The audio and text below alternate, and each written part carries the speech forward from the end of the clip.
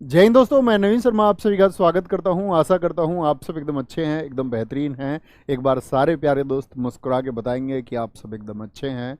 और दोस्त, हम लोग पहुंच चुके हैं आपका प्रैक्टिस सेट नंबर 9 पर। सबको 9 हार्ट भेजने हैं, 9 दिल भेजने हैं और 9 बार मुस्कुराना है। और इस तरह हम अपने नवे सेट को शुरू करेंगे एक स्माइल के साथ में। मैं समझ सकता हूं साथी, आप सुबह से मेहनत करते होंगे, शायद लाइब्रेरी में होंगे और इस टाइम एक मिडिल टाइम होता होगा, लेकिन तन के बैठेंगे, फिर से एकदम तैयार होके बैठेंगे, हाथ में कलम लेके बैठेंगे। और कहते हैं जिसके हाथ में कलम है और जो खुद के ऊपर भरोसा करता है, वो अपने आने वाले भविष्य को अपने इन हाथों से अपनी कलम के द्वारा रचता है। और वो रचना आप भी करेंगे अपने भविष्य की एक बेहतरीन सी। उस सेट को शुरू करने से पहले पिछले साथ ही 5 प्रश्नों के उत्तर आप सब देंगे। जबरदस्त उत्तर आने चाहिए। पहला प्रश्न है, कनक रेले का संबंध किन दो शास्त्रीय नृत्यों से है? किन दो में बताइए भैया? कथकली में भैया आपने हमको बता दी ये, और मोहिनी अट्टम में आपने हमको ये बता दी। दोनों ही कहाँ के हैं? तो दोनों याद रख लेना, केरल से हैं। ये कहाँ से? केरल से। तो कनक रेले कहाँ से? केरल के। दोनों नृत्यों से संबंध रखती हैं। आर के बीजापुरे, क्या बोलेंगे? हार के बीजापुरे हारमोनियम बजाते हैं। क्या बजाते हैं? हारमोनियम प्ले करते हैं। 37वें राष्ट्रीय खेल गोवा में अभी हुए, आप लोगों को पता है, पिछले मैंने आपको बताया, अगले 2025 में होंगे पेरिस ओलंपिक्स की वजह से।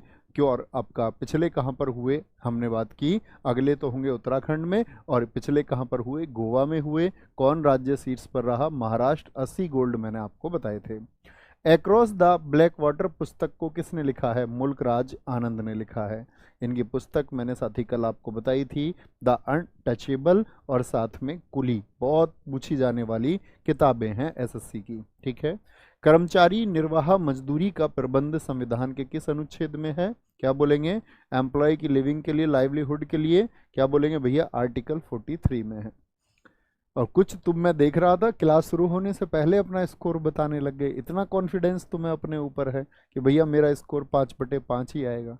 जैसे ही मैं क्लास में आया, कुछ का तो मैं स्कोर देख रहा था, उन्होंने लिख ही रखा था 5/5, 5/5।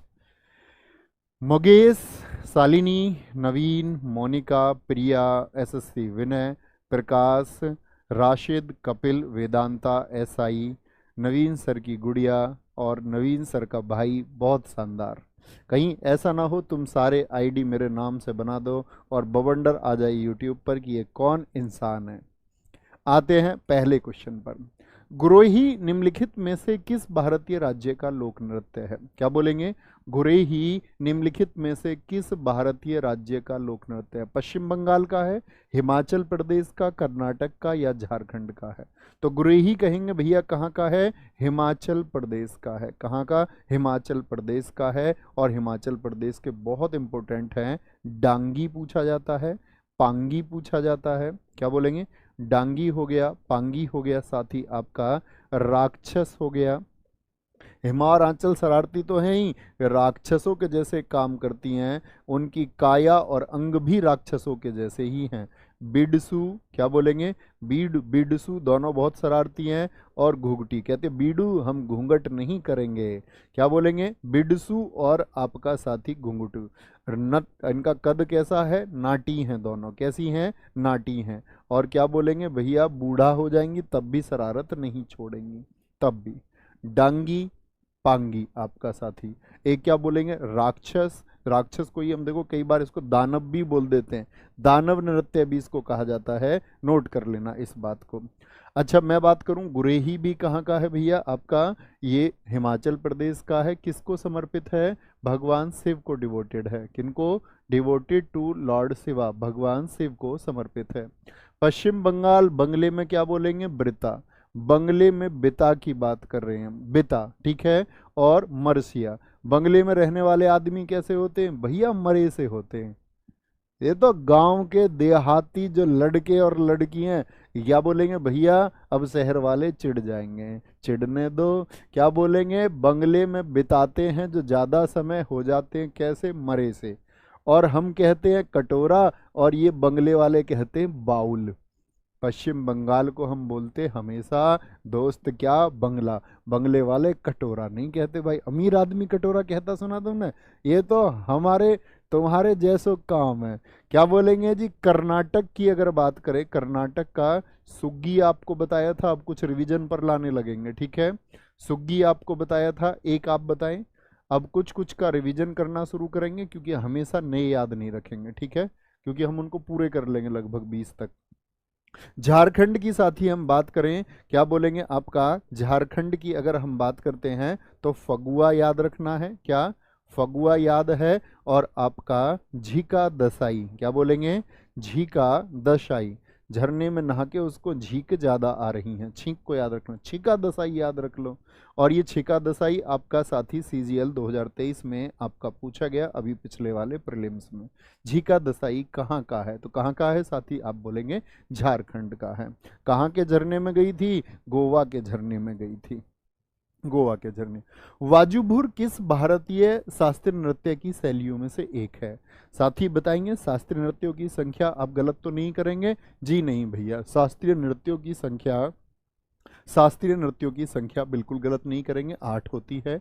और वाजुभुर का संबंध किससे है? कथक, भरतनाट्यम, कथकली या मोहिनी अट्टम? क्या बोलेंगे? भरतनाट्यम। क्या बोलेंगे जी? भरतनाट्यम को। और भरतनाट्यम का संबंध किससे है साथी? वाजुभुर क्या है? एक स्टाइल है। ऐसे ही 2 शैली और पूछी जाती हैं आपका, पंडा नल्लूर, क्या बोलेगा? पंडा नल्लूर शैली आपसे पूछे, या साथी आपसे पूछे मेला टूर, क्या बोलेंगे? मेला टूर। तो लूर, टूर और वूर, क्या बोलेंगे? लूर, टूर और वूर, ये किससे जुड़े हुए हैं?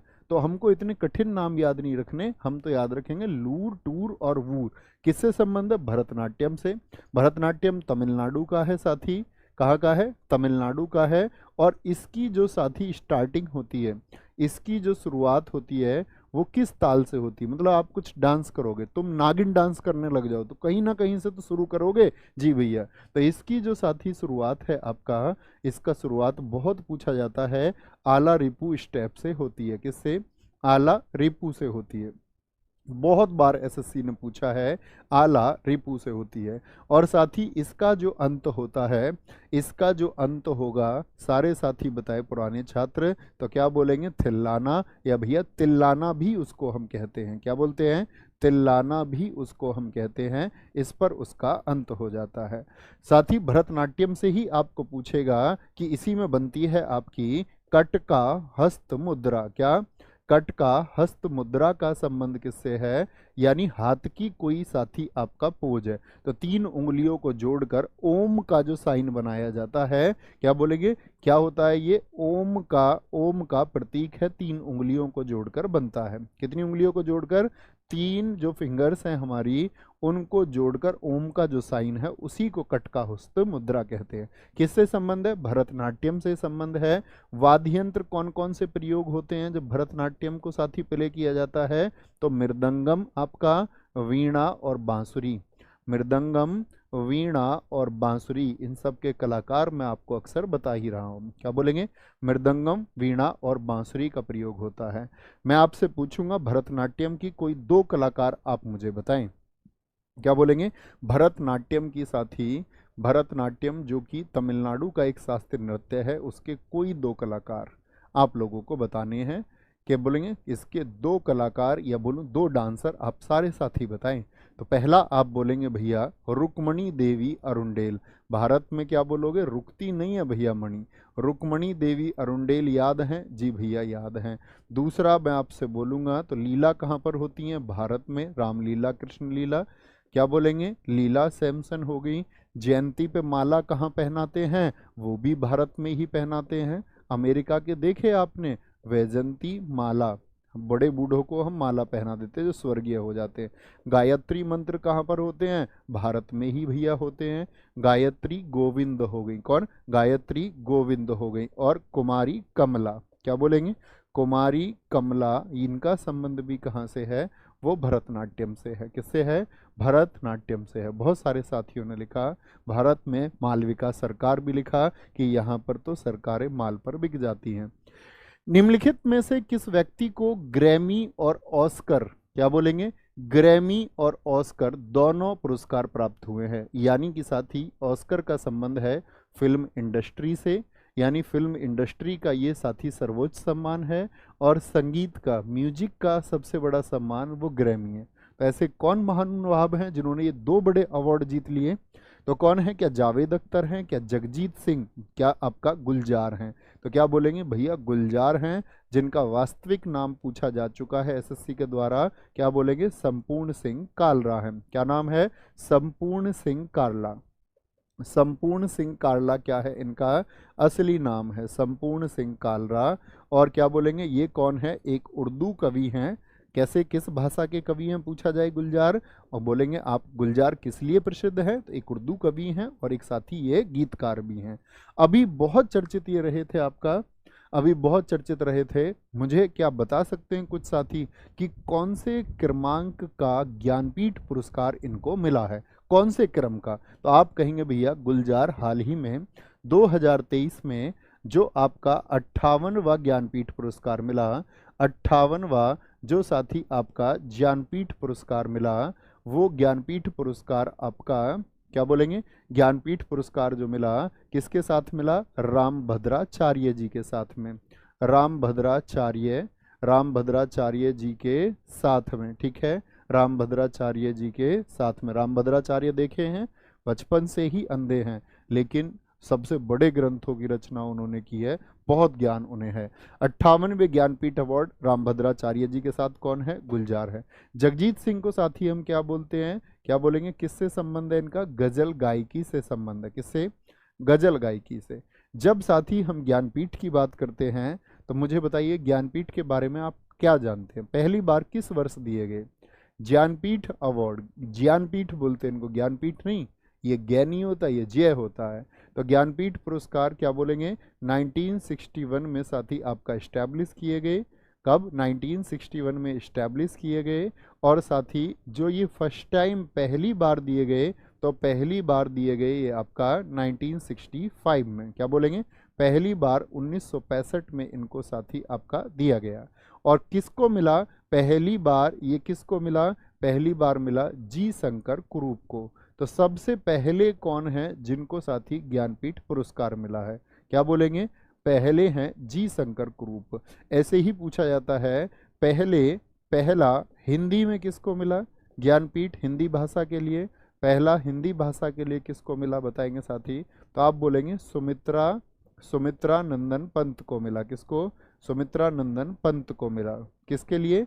ये हिंदी भाषा होती तो बताता मैं कि चिदम्बरा के लिए मिला था पहला। अब ये सुमित्रा नाम देख के भैया इनको महिला ना जान लेना, क्या तुम किसी को भी महिला समझ लेते हो? क्या बोलेंगे? जो पहला हिंदी भाषा के लिए महिला है वो कौन है? हिंदी लैंग्वेज में साथी पहली महिला कौन है? तो महादेवी वर्मा है। कौन है? महादेवी वर्मा है। और उनको मिला था साथी यामा के लिए, ये जरूर पूछा जाता है। और आप अगर प्रीवियस ईयर का स्टडी करोगे तो अभी आपने देखा हिंदी की रचनाएं पूछी जाने लगी हैं। पूछ लेता है कि आपसे पूछ लेगा, मेला आंचल प्रश्न पूछा गया अभी सीपीओ में, फणीश्वर नाथ रेणु की हिंदी की रचनाओं को भी अब पूछने लग गया एसएससी। समझ रहे हैं? क्या बोलेंगे भैया कि एक फील्ड हर बार एंटर कर देता है नया। तो पहला हिंदी भाषा के लिए इनको मिला। पहला अंग्रेजी भाषा इंग्लिश लैंग्वेज के लिए किसको मिला? पहला अंग्रेजी भाषा के लिए ज्ञानपीठ किसको मिला? तो वो साथी आपका अमिताभ घोष को।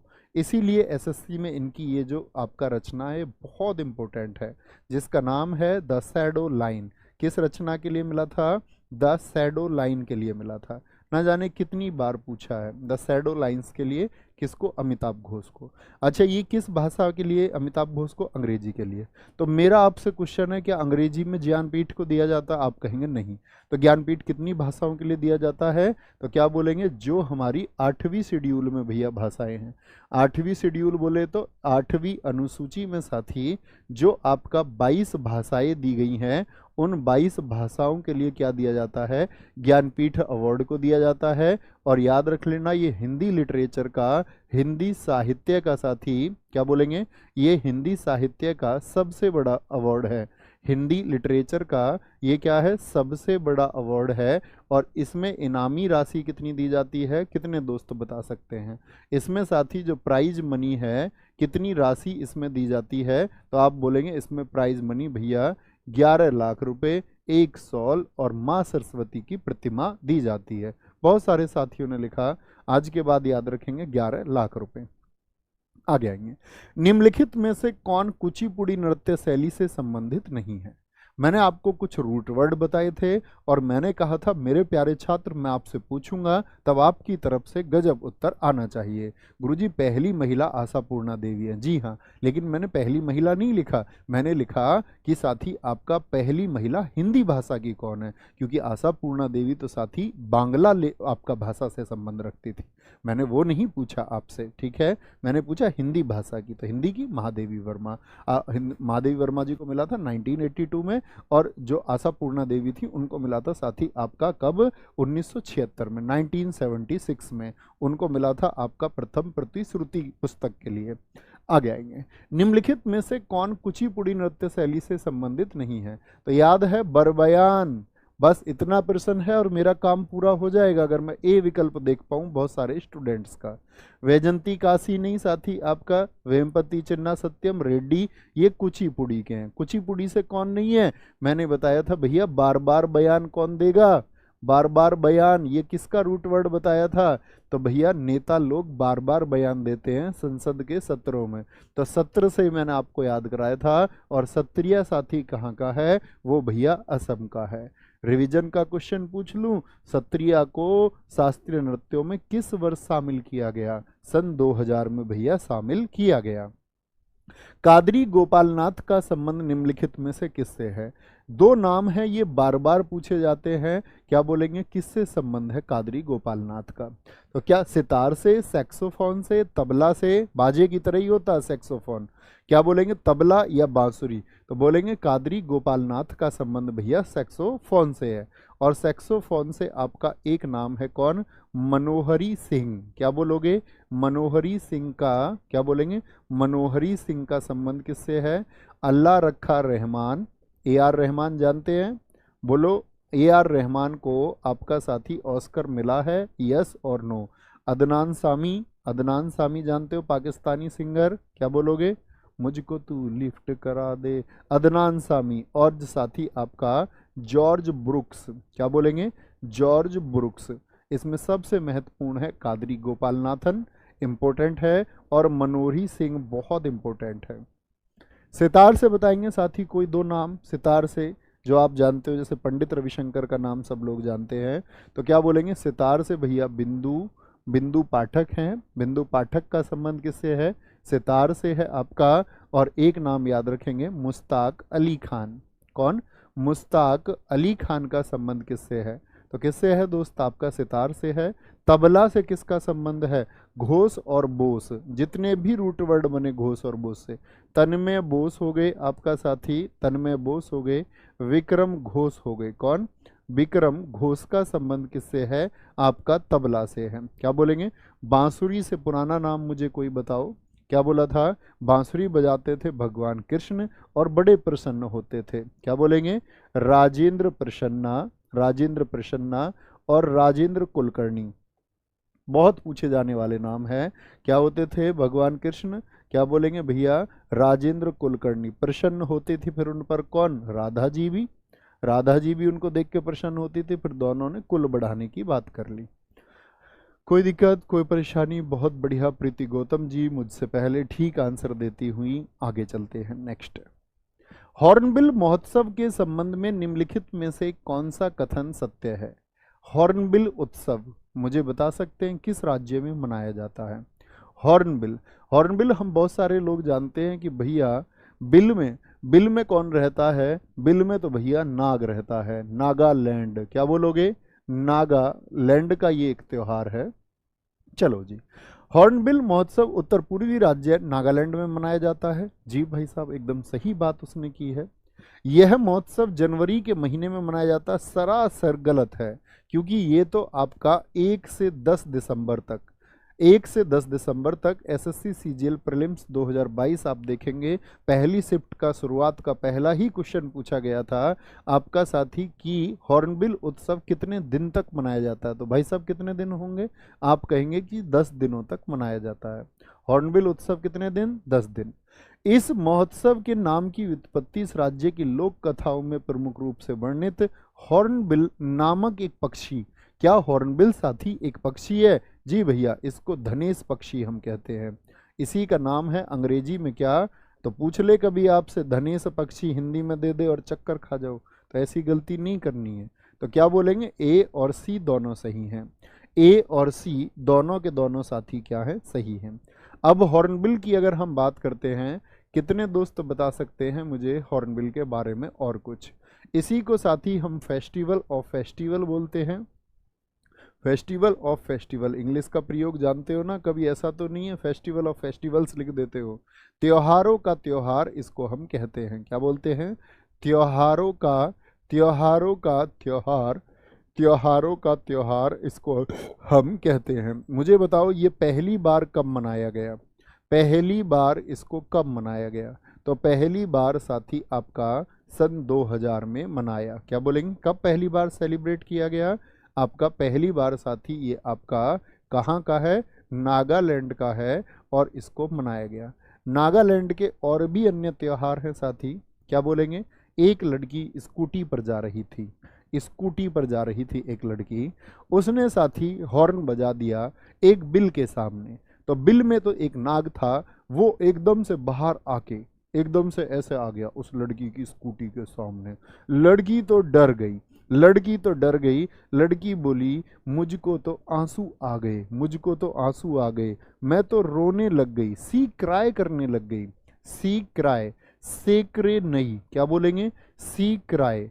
और नाग आगे को आया, आके बोला तुम्हारी लेग पे खा जाऊं?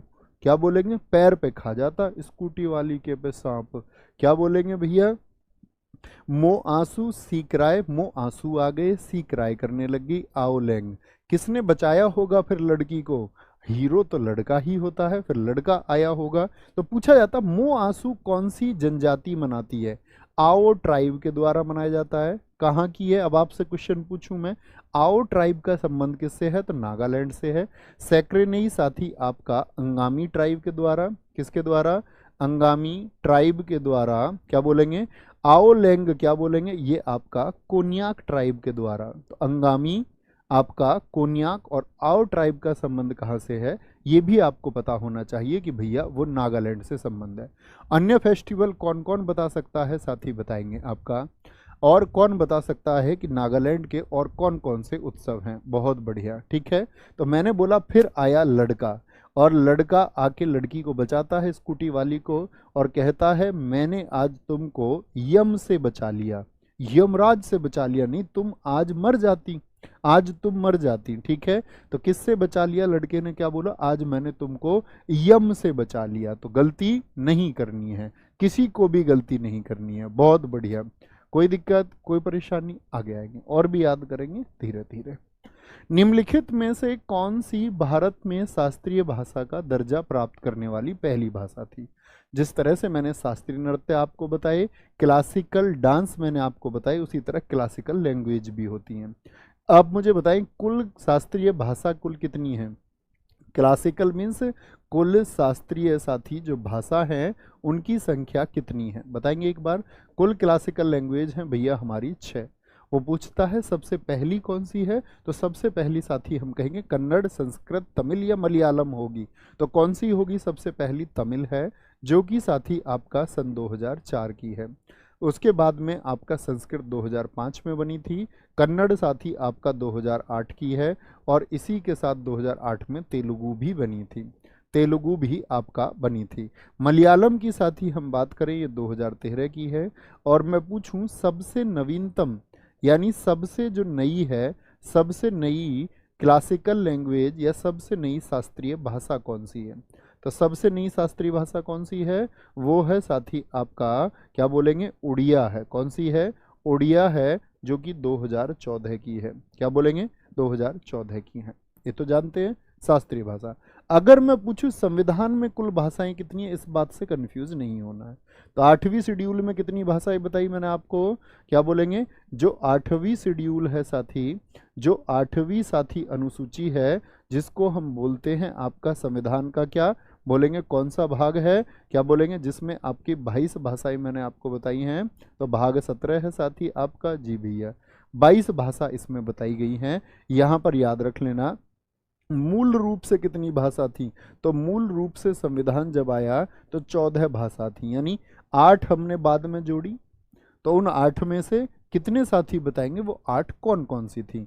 तो सबसे पहले तो साथी 8 में से सिंधी जुड़ी, कौन सी जुड़ी, सिंधी भाषा जुड़ी, और सिंधी भाषा आपकी जुड़ती है 21वें संविधान संशोधन 1967 से, ठीक है। फिर नमक भाषा जुड़ी, नमक से मतलब क्या है, न से नेपाली, मैं से मणिपुरी, और कैसे कोंकणी, नेपाली, मणिपुरी और साथ ही आपका कोंकणी। ये भैया कब जुड़ती हैं, ये जुड़ी 71वें कॉन्स्टिट्यूशनल अमेंडमेंट 1992 से। फिर इसके बाद में साथी आपका क्या बोलेंगे, बोडो जुड़ी, क्या बोलेंगे, बोडो जुड़ी, डोंगरी जुड़ी, मैथिली जुड़ी, मैथिली भाषा, और संथाली भाषा। किस वर्ष में जुड़ी ये आप बताएं। इनको बोलते हैं हम आपका MSDB। ये जुड़ती हैं आपका 92वें संविधान संशोधन 2003 से, किससे, 2003 से, ठीक है। अब यहाँ पर एक बात देखना, क्या बोलेंगे इसको, ये सिद्धि हो गई, सिद्धि ने क्या खाया, नमक खाया, नमक, नेपाली, मणिपुरी, कोंकणी, ये है MSDB। M से क्या है आपका मैथिली, S से क्या है संथाली, D से क्या है डोंगरी, और B से बोडो। महेंद्र सिंह धोनी का बल्ला, क्या बोलोगे, महेंद्र सिंह धोनी का बल्ला। ये गलती नहीं करनी है, कोई दिक्कत, कोई परेशानी, ठीक है जी। आगे आते हैं अगले क्वेश्चन पर। नेक्स्ट है, ग्रीष्मकालीन और शीतकालीन ओलंपिक आयोजनों के बीच कितने वर्षों का अंतर होता है। तो इसके लिए आपको पता होना चाहिए। सबसे पहले तो मुझे बताओ, पहले जो साथी जिनको हम सिर्फ ओलंपिक बोलते हैं, उसका मतलब हमारा समर ही होता है, गर्मी वाले ही होते हैं वो। इनकी शुरुआत कब हुई थी, बोलेंगे पहली बार ओलंपिक खेल किस वर्ष खेले गए। तो आप बोलेंगे भैया सबसे पहली बार 6 अप्रैल को हुए थे ये 1896 में एथेंस में। कई बार मैं आपको बता चुका तब से, ठीक है, एथेंस में। मुझे बताओ पहली बार जो शीतकालीन ओलंपिक हुए, यानी ठंड वाले हैं, जिसमें बर्फ की प्रतिस्पर्धाएं होती हैं, जैसे स्नोबोर्डिंग हो गया आपका, स्नो स्केटिंग हो गया, तो बर्फ वाली सारी प्रतिस्पर्धाएं होती हैं। तो यहाँ पर ये पहली बार कब हुए, 1924 में हुए, और साथ ही 1924 में कहाँ पर हुए, सैमोनिक्स फ्रांस में हुए। इसको बहुत इंपॉर्टेंट मार्क कर लेना, सैमोनिक्स फ्रांस में हुए। और इनके बीच में साथी अंतर कितने वर्ष का होता है, तो क्या बोलेंगे, कितना उत्तर आ रहा था सारे साथियों का हमारे का, तो मेरे हिसाब से 4, बहुत सारों ने उत्तर दिया होगा, 2 वर्ष का अंतर होता है। जैसे अभी मुझे बताओ, अगर मैं आपसे पूछूं 2020 के ओलंपिक कहाँ हुए थे, जो कोरोना की वजह से 2021 में हुए, टोक्यो में। अच्छे साथी, जो आपके 2024 में ओलंपिक होंगे वो कहाँ पर होंगे, क्या बोलेंगे भैया, ये पेरिस में होंगे। कोई दिक्कत इस बात में। तो इसके बीच में होते हैं कौन से आपके, ये तो हो गए समर, ये क्या है, ये समर ओलंपिक है, समर ओलंपिक हैं ये आपके। और बीच में होंगे आपके विंटर ओलंपिक, यानी कि 2022 में विंटर ओलंपिक हुए होंगे, या अगले कहाँ पर होंगे, 2026 में होंगे। तो 2022 के जो विंटर ओलंपिक थे वो बीजिंग में हुए थे, कहाँ पर, 2022 के बीजिंग में हुए थे। और 2026 के जो होंगे साथी वो आपका इटली में होंगे, कहाँ पर, इटली में। तो कितने वर्षों का अंतर बना, क्या बोलेंगे, ये तो हो गए भैया हमारे गर्मियों वाले, ये गर्मियों वाले हो गए आपका। और ये क्या है, तो इनके बीच में अंतर कितने का होता है, हमेशा क्या बोलेंगे, 2 वर्षों का अंतर भैया हम लिखेंगे, कभी गलती नहीं करेंगे। ऐसे ही एक क्वेश्चन आता है साथी आपका, यूथ ओलंपिक गेम, युवा ओलंपिक खेलों की शुरुआत कब हुई थी। ये दोनों याद रखेंगे, 1894 जो मैंने 1896 जो मैंने आपको बताया, और साथ ही जो 1924 बताया। क्या बोलेंगे, युवा ओलंपिक खेल, यूथ ओलंपिक गेम्स पहली बार कब हुए थे, क्या बोलेंगे, यूथ ओलंपिक गेम्स। ये ओलंपिक के कुछ प्रकार हैं, तो आप बोलेंगे भैया 2010 में हुए। और कहाँ पर हुए थे साथी आपका, सिंगापुर में हुए थे। कहाँ पर हुए थे दोस्त, सिंगापुर में हुए थे, ठीक है, पहली बार कहाँ पर हुए, सिंगापुर में। नेक्स्ट है, truth, love and a little malice.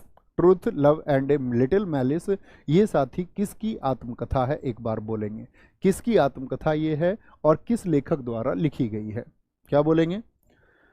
बहुत गजब तरीके से, बहुत बढ़िया। एक दोस्त ने हमारे ने चुम्मा भेजा है हमको और लिख के भेजा है लव यू मास्टर, और एक किस्सी है, बहुत गजब, बहुत शानदार, लव यू मेरे शिष्य।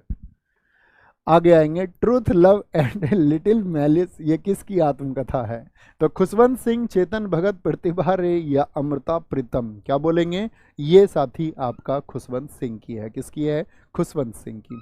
खुशवंत सिंह ने साथी भारत पाकिस्तान के विभाजन के ऊपर बहुत लिखा है। ट्रेन टू पाकिस्तान, बोलेंगे जी, ट्रेन टू पाकिस्तान किसकी बुक है, बहुत फेवरेट पुस्तकों में से एक है, एसएससी लगातार पूछती है। Train to Pakistan. The company of a woman, क्या बोलेंगे, the company of a woman, ये किसकी है, ये भी इन्हीं की है।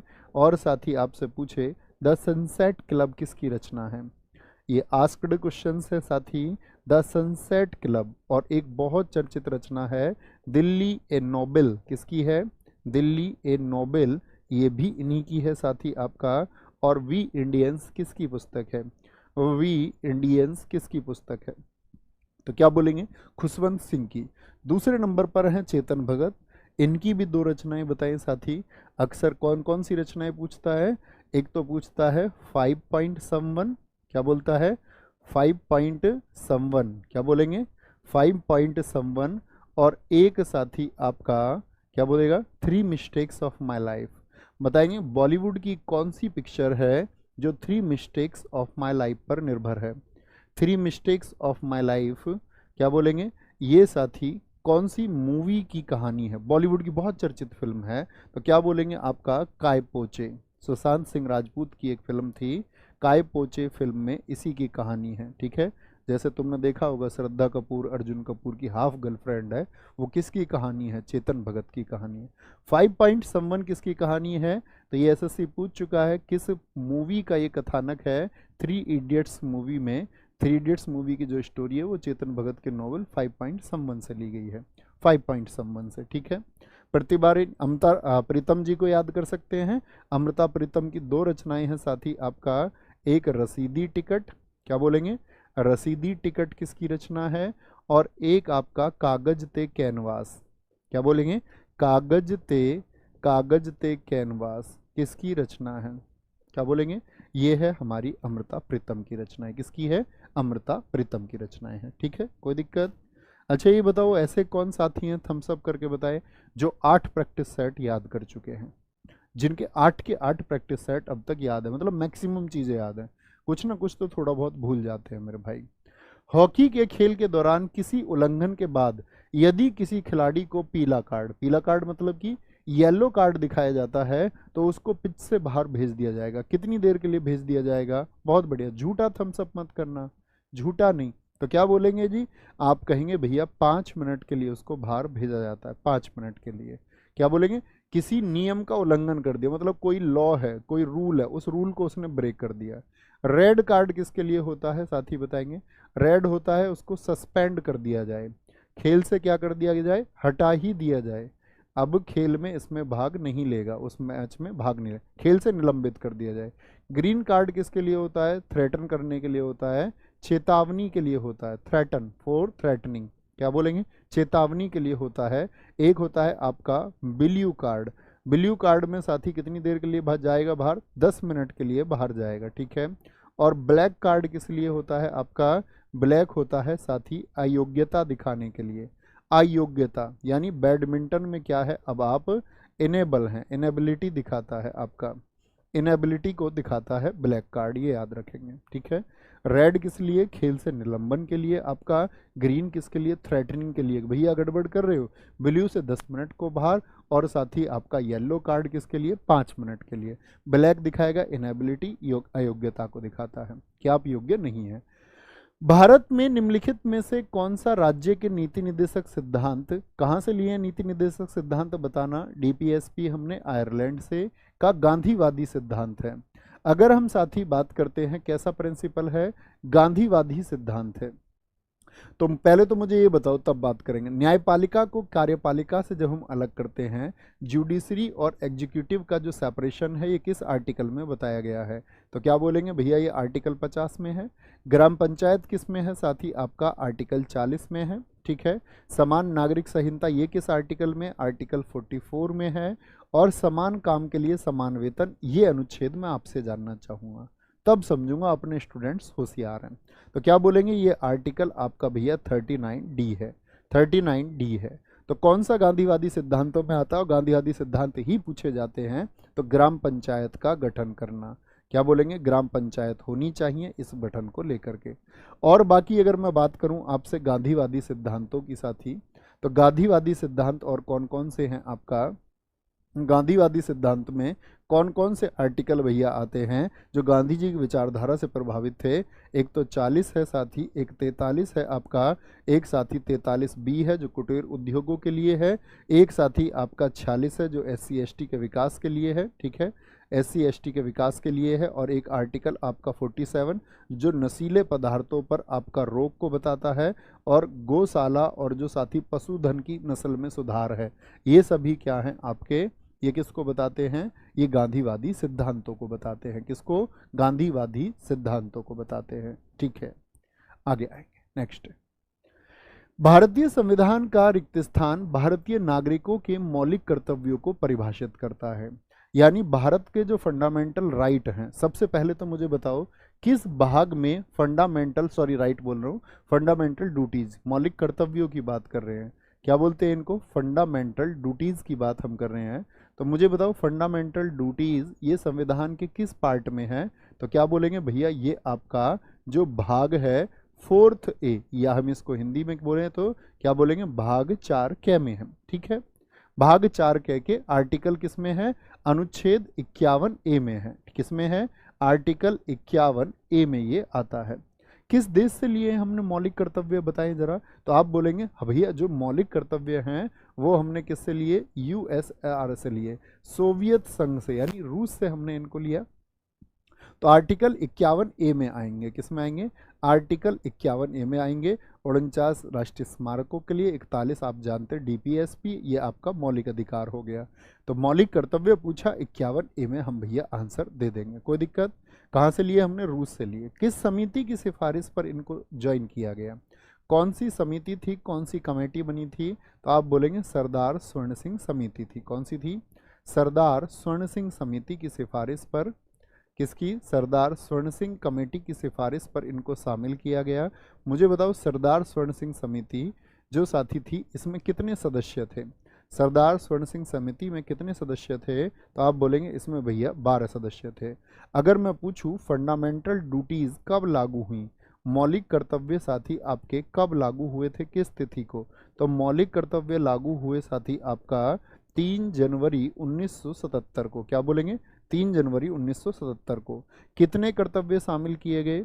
शामिल जो मौलिक कर्तव्य थे, मौलिक कर्तव्य समझते हैं, थम्स अप करके बताएं। जी भैया, यानी इनका पालन देश के एक व्यक्ति को करना चाहिए, नहीं करेगा तो कोई सजा नहीं है, सजा नहीं होगी लेकिन करना चाहिए। शामिल मौलिक कर्तव्य थे 10। तो साथी अभी वर्तमान में कितने हैं? 11 हैं। तो 11वां जो साथी आपका मूल कर्तव्य या मौलिक कर्तव्य एक ही बात है, वो कब जोड़ा गया? तो 11वां मौलिक कर्तव्य है वो 86वें अमेंडमेंट साथी आपका 2002 से जोड़ा गया, जिसमें कहता है कि 6 से 14 वर्ष तक के बच्चों की, क्या 6 से 14 वर्ष तक के बच्चों की शिक्षा के बारे में बताता है। 6 से 14 वर्ष तक के बच्चों की शिक्षा के बारे में वो बताता है। ठीक है, एक पिता अपने नौजवान बेटे को, उसके किशोर मित्रों को, नौजवान बेटे को क्या कह रहा है अपने को? कि उसके किशोर मित्रों को भारत की समृद्ध सांस्कृतिक विरासत, क्या बता रहा है? भारत की जो रिच कल्चरल हेरिटेज हैं उनके बारे में बता रहा है। पिता किस अनुच्छेद में मौलिक कर्तव्य का प्रचार कर रहे थे? मैंने आपसे पहले बहुत कहा है कि मौलिक कर्तव्यों से डायरेक्ट क्वेश्चन आ जाए ये तो सब करके आएंगे, लेकिन 11 का नंबर पूछ ले। क्या नंबर? कि पहले में क्या है, कितने हैं total? ABCD, EF, GH, I, J और K, के तक है तो 11 तक इजोटी याद करते हैं रीजनिंग में जी भैया, के 11 पर आता है। हिंदी में साथी क्या बोलेंगे, कैक है, हिंदी वाले याद रखें, कैक है, गै घे अंगा, चे छे जय झे, चे छे जय झे अइया, और फिर क्या आता है आपका 10 हो गए, कैक है गै घे अंगा, चे छे जय जय आपका अइया हो गया, और टे क्या आ जाएगा, टे आएगा, टे टे डे अणे, ते ते दे ने, पे पे पे मैं। गुड्डू भैया की तरह याद कर लो। क्या बोलेंगे भैया, अनुच्छेद 51 ए के एफ में है, तो क्या आंसर आ जाएगा आपका, अगर हम बात करें दोस्त आपसे, सारे दोस्त बताएंगे एक बार। बहुत बढ़िया, बहुत शानदार, क्या उत्तर आएगा, गजब तरीके से बताएंगे। एफ बहुत सारे साथियों का उत्तर आ रहा है कि 51 ए का एफ है, एकदम ठीक है। तो साथी अगर मैं बात करूं आपसे कि ए में क्या बताया गया है, ए का मतलब कै में, 51 ए तो है ही, 51 ए तो है ही, उसके अंतर्गत जो ए है वो क्या कहता है, ठीक है। बी क्या कहता है, ये सारणी सबके पास होगी। आज का मैं आपको होमवर्क दे रहा हूं साथी कि आप 11 मौलिक कर्तव्यों को क्रम से याद करेंगे, मतलब अपने कुछ रूट्स बनाएंगे कि पहले में क्या दिया गया है, दूसरे में क्या दिया गया है, तीसरे में क्या दिया गया है, चौथे में क्या दिया गया है, इस तरह ध्यान से देखेंगे जी हाँ। तो 51 का एफ हो गया साथी, एफ का मतलब क्या हो गया आपका, छठा नंबर, छठे से मतलब 6 है ये। तो किसके बारे में बताता है, राष्ट्रीय धरोहर के बारे में बताता है। जैसे साथी मैं आपसे बात करूं, ई क्या बताता है, ये कहता है धर्मों के बीच बंधुत्व को बढ़ाना, क्योंकि भारत कैसा देश है, भारत एक ऐसा देश है जिसमें हर धर्म का सम्मान है। बीच बंधुत्व को बढ़ाना, आप किसी के कहने की वजह से अपने रिलीजियस गैप्स नहीं बढ़ा सकते, धार्मिक अंतर ना पैदा करें, क्या बोलेंगे, धार्मिक अंतर पैदा नहीं करने हैं, हमको सबको एक दृष्टि से देखना है, जो दूसरे धर्म है उनका भी सम्मान करना है, और साथ ही अपना जो सम्मान है वो उसके बीच में कोई कॉन्फ्लिक्ट नहीं होना चाहिए। क्या बोलेंगे, 51 ए का डी क्या कहता है, देश सेवा आवश्यकता पर, अगर देश बुलाएगा, क्या बोलेंगे, देश सेवा आह्वान पर, देश की सेवा के लिए आह्वान पर, देश की सेवा के लिए साथी तत्पर रहना चाहिए। अगर देश बुलाएगा तो सेवा करने जाओगे देश की या नहीं, तो क्या बोलेंगे भैया, हम देश की सेवा करने के लिए जाएंगे जब जब देश को जरूरत पड़ेगी।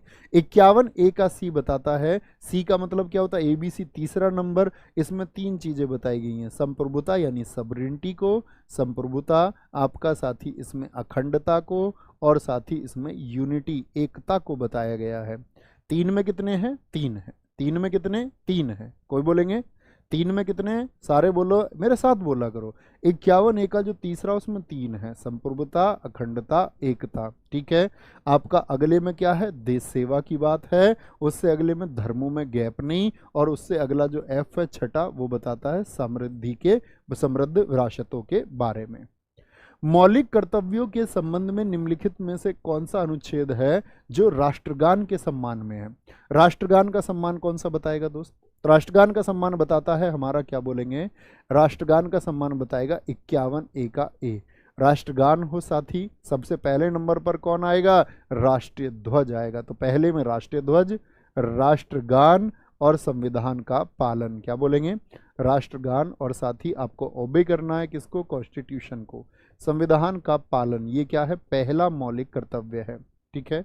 दूसरा मौलिक कर्तव्य क्या है साथी, राष्ट्रीय आंदोलन में हमारे देश का जो नेशनल मूवमेंट था, नेशनल मूवमेंट में जितने भी लोग एक्टिव रहे, राष्ट्रीय आंदोलन में जो आपके उच्च आदर्श हैं, चाहे वो हमारे भगत सिंह थे, चाहे साथी हमारे आपका कौन, आपका बाल गंगाधर तिलक थे, चाहे साथी हमारे सुभाष चंद्र बोस थे, चाहे साथी हमारे अन्य क्रांतिकारी थे, यानी इस देश की साथी आज़ादी में मैं आपको बताऊं कि लगभग 6.5 लाख लोग शहीद हुए हैं इस देश की आज़ादी के संघर्ष के लिए। न जाने कितने किसानों ने, कितने व्यवसायियों ने, कितने राजनीतिकों ने, कितने आम नागरिकों ने इस देश में हमारी स्वतंत्रता के लिए जान दी, ठीक है।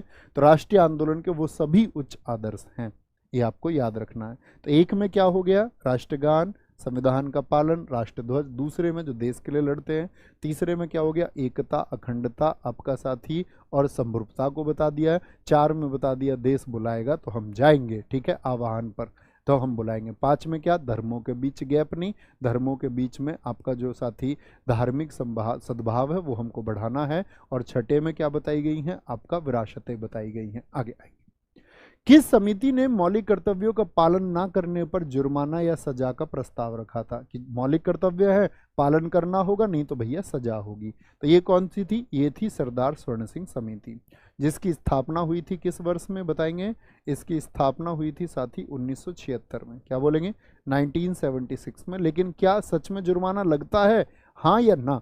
तो आप कहेंगे भैया इन्होंने प्रस्ताव रखा था, जुर्माना नहीं लगता है, जुर्माना नहीं लगता है। आप सिनेमा घर में जाते होंगे, आपने देखा होगा ना, राष्ट्रगान के सम्मान में खड़ा होना चाहिए, बहुत सारे लोग नहीं खड़े होते हैं।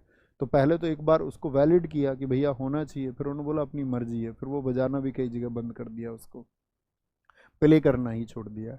निम्नलिखित में से कौन सा भारतीय संविधान में एक मौलिक कर्तव्य नहीं है, फंडामेंटल ड्यूटीज नहीं है? दोस्त, मौलिक अधिकार मौलिक कर्तव्य में कंफ्यूज नहीं होना। मौलिक अधिकार तो आर्टिकल 12 से 35 है, भाग 3 में है, ठीक है, भाग 3 में है। ये है आपका आर्टिकल 51A, 51A, ये फंडामेंटल ड्यूटीज हैं। और ये क्या है, ये फंडामेंटल राइट्स हैं, मौलिक अधिकार है। तो सार्वजनिक संपत्ति की रक्षा करना, क्या ये हमारा मौलिक कर्तव्य है? जी हाँ। ऐसे नहीं है आप तोड़ फोड़ कर रहे हैं या कोई भी पब्लिक प्रॉपर्टी उसको नुकसान पहुंचाएं। देश की साथ ही जो सॉवरेनिटी है वो बनी रखनी है। जी हाँ। सद्भाव और भाईचारा अभी बताया चौथे नंबर पर। जी हाँ, ठीक है। स्मारकों की रक्षा करना, protect the monuments of national importance, मैंने आपको बताया था राष्ट्रीय महत्व के स्मारकों की रक्षा करना, ये साथी डीपीएसपी के अंतर्गत आता है। ये राज्य का नीति निर्देशक तत्व है, ये राज्य का कार्य है कि उसको यह करना चाहिए। तो ये किस में आएगा, डीपीएसपी में। मौलिक कर्तव्य नहीं है। निम्नलिखित में से क्या बुद्ध स्तूपों की संरचना का एक हिस्सा नहीं है, जो बुद्ध स्तूपों में नहीं आता है? बताइए एक बार। तो हर्मिका क्या बुद्ध स्तूप में आता है? जी हाँ। क्या बोलेंगे, क्या बोलेंगे, बुद्ध स्तूपों में भैया ये सबसे ऊपरी भाग होता है, अपर एरिया होता है। क्या होता है, हर्मिका का संबंध किससे है, तो स्तूप से है, सबसे ऊपरी हिस्सा जो होगा। गोपुरम होता है क्या? नहीं जी। गोपुरम क्या होता है साथी, आपका दक्षिण भारत के जो मंदिर होते हैं, साउथ इंडिया के जो टेम्पल्स होते हैं, दक्षिण भारत के मंदिरों का प्रवेश द्वार होता है। गोपुरम क्या होगा साथी, आपका प्रवेश द्वार होता है। अच्छा मुझे बताओ, मंदिर से एसएससी एक क्वेश्चन पूछता है, जहां पर मुख्य देवता स्थापित होते हैं उसको क्या बोलते हैं? मुख्य देवता का स्थान क्या कहलाता है मंदिरों में? जहां पर आपका साथी मुख्य प्रतिमा रखी रहती है तो उसको बोलते हैं हम गर्भगृह। क्या बोलते हैं, गर्भगृह उसको हम कहते हैं। अंडा, क्या ये भी साथी बुद्ध स्तूपों से है? जी हाँ। ये क्या होता है, गोल सा होता है, गोलार्ध गुंबद होता है। हेमी स्फेयर एक साथी चैम्बर ये होता है, ठीक है। छत्र यानी कि आपका हम बोल सकते हैं छाते को कहते हैं। ये हिंदू जैन मंदिरों सभी में होता है, स्तूपों में भी होता है, सब जगह होता है। अच्छा मुझे बताओ, बुद्ध स्तूपों की अगर मैं बात करूं, बुद्ध स्तूपों से संबंधित एक प्रश्न आता है, विहार किसको कहते हैं? बौद्ध विहार सुना कभी? जी भैया सुना है। ये क्या होता है साथी, आपका जहां पर बौद्ध भिक्षु क्या करते हैं, निवास करते हैं।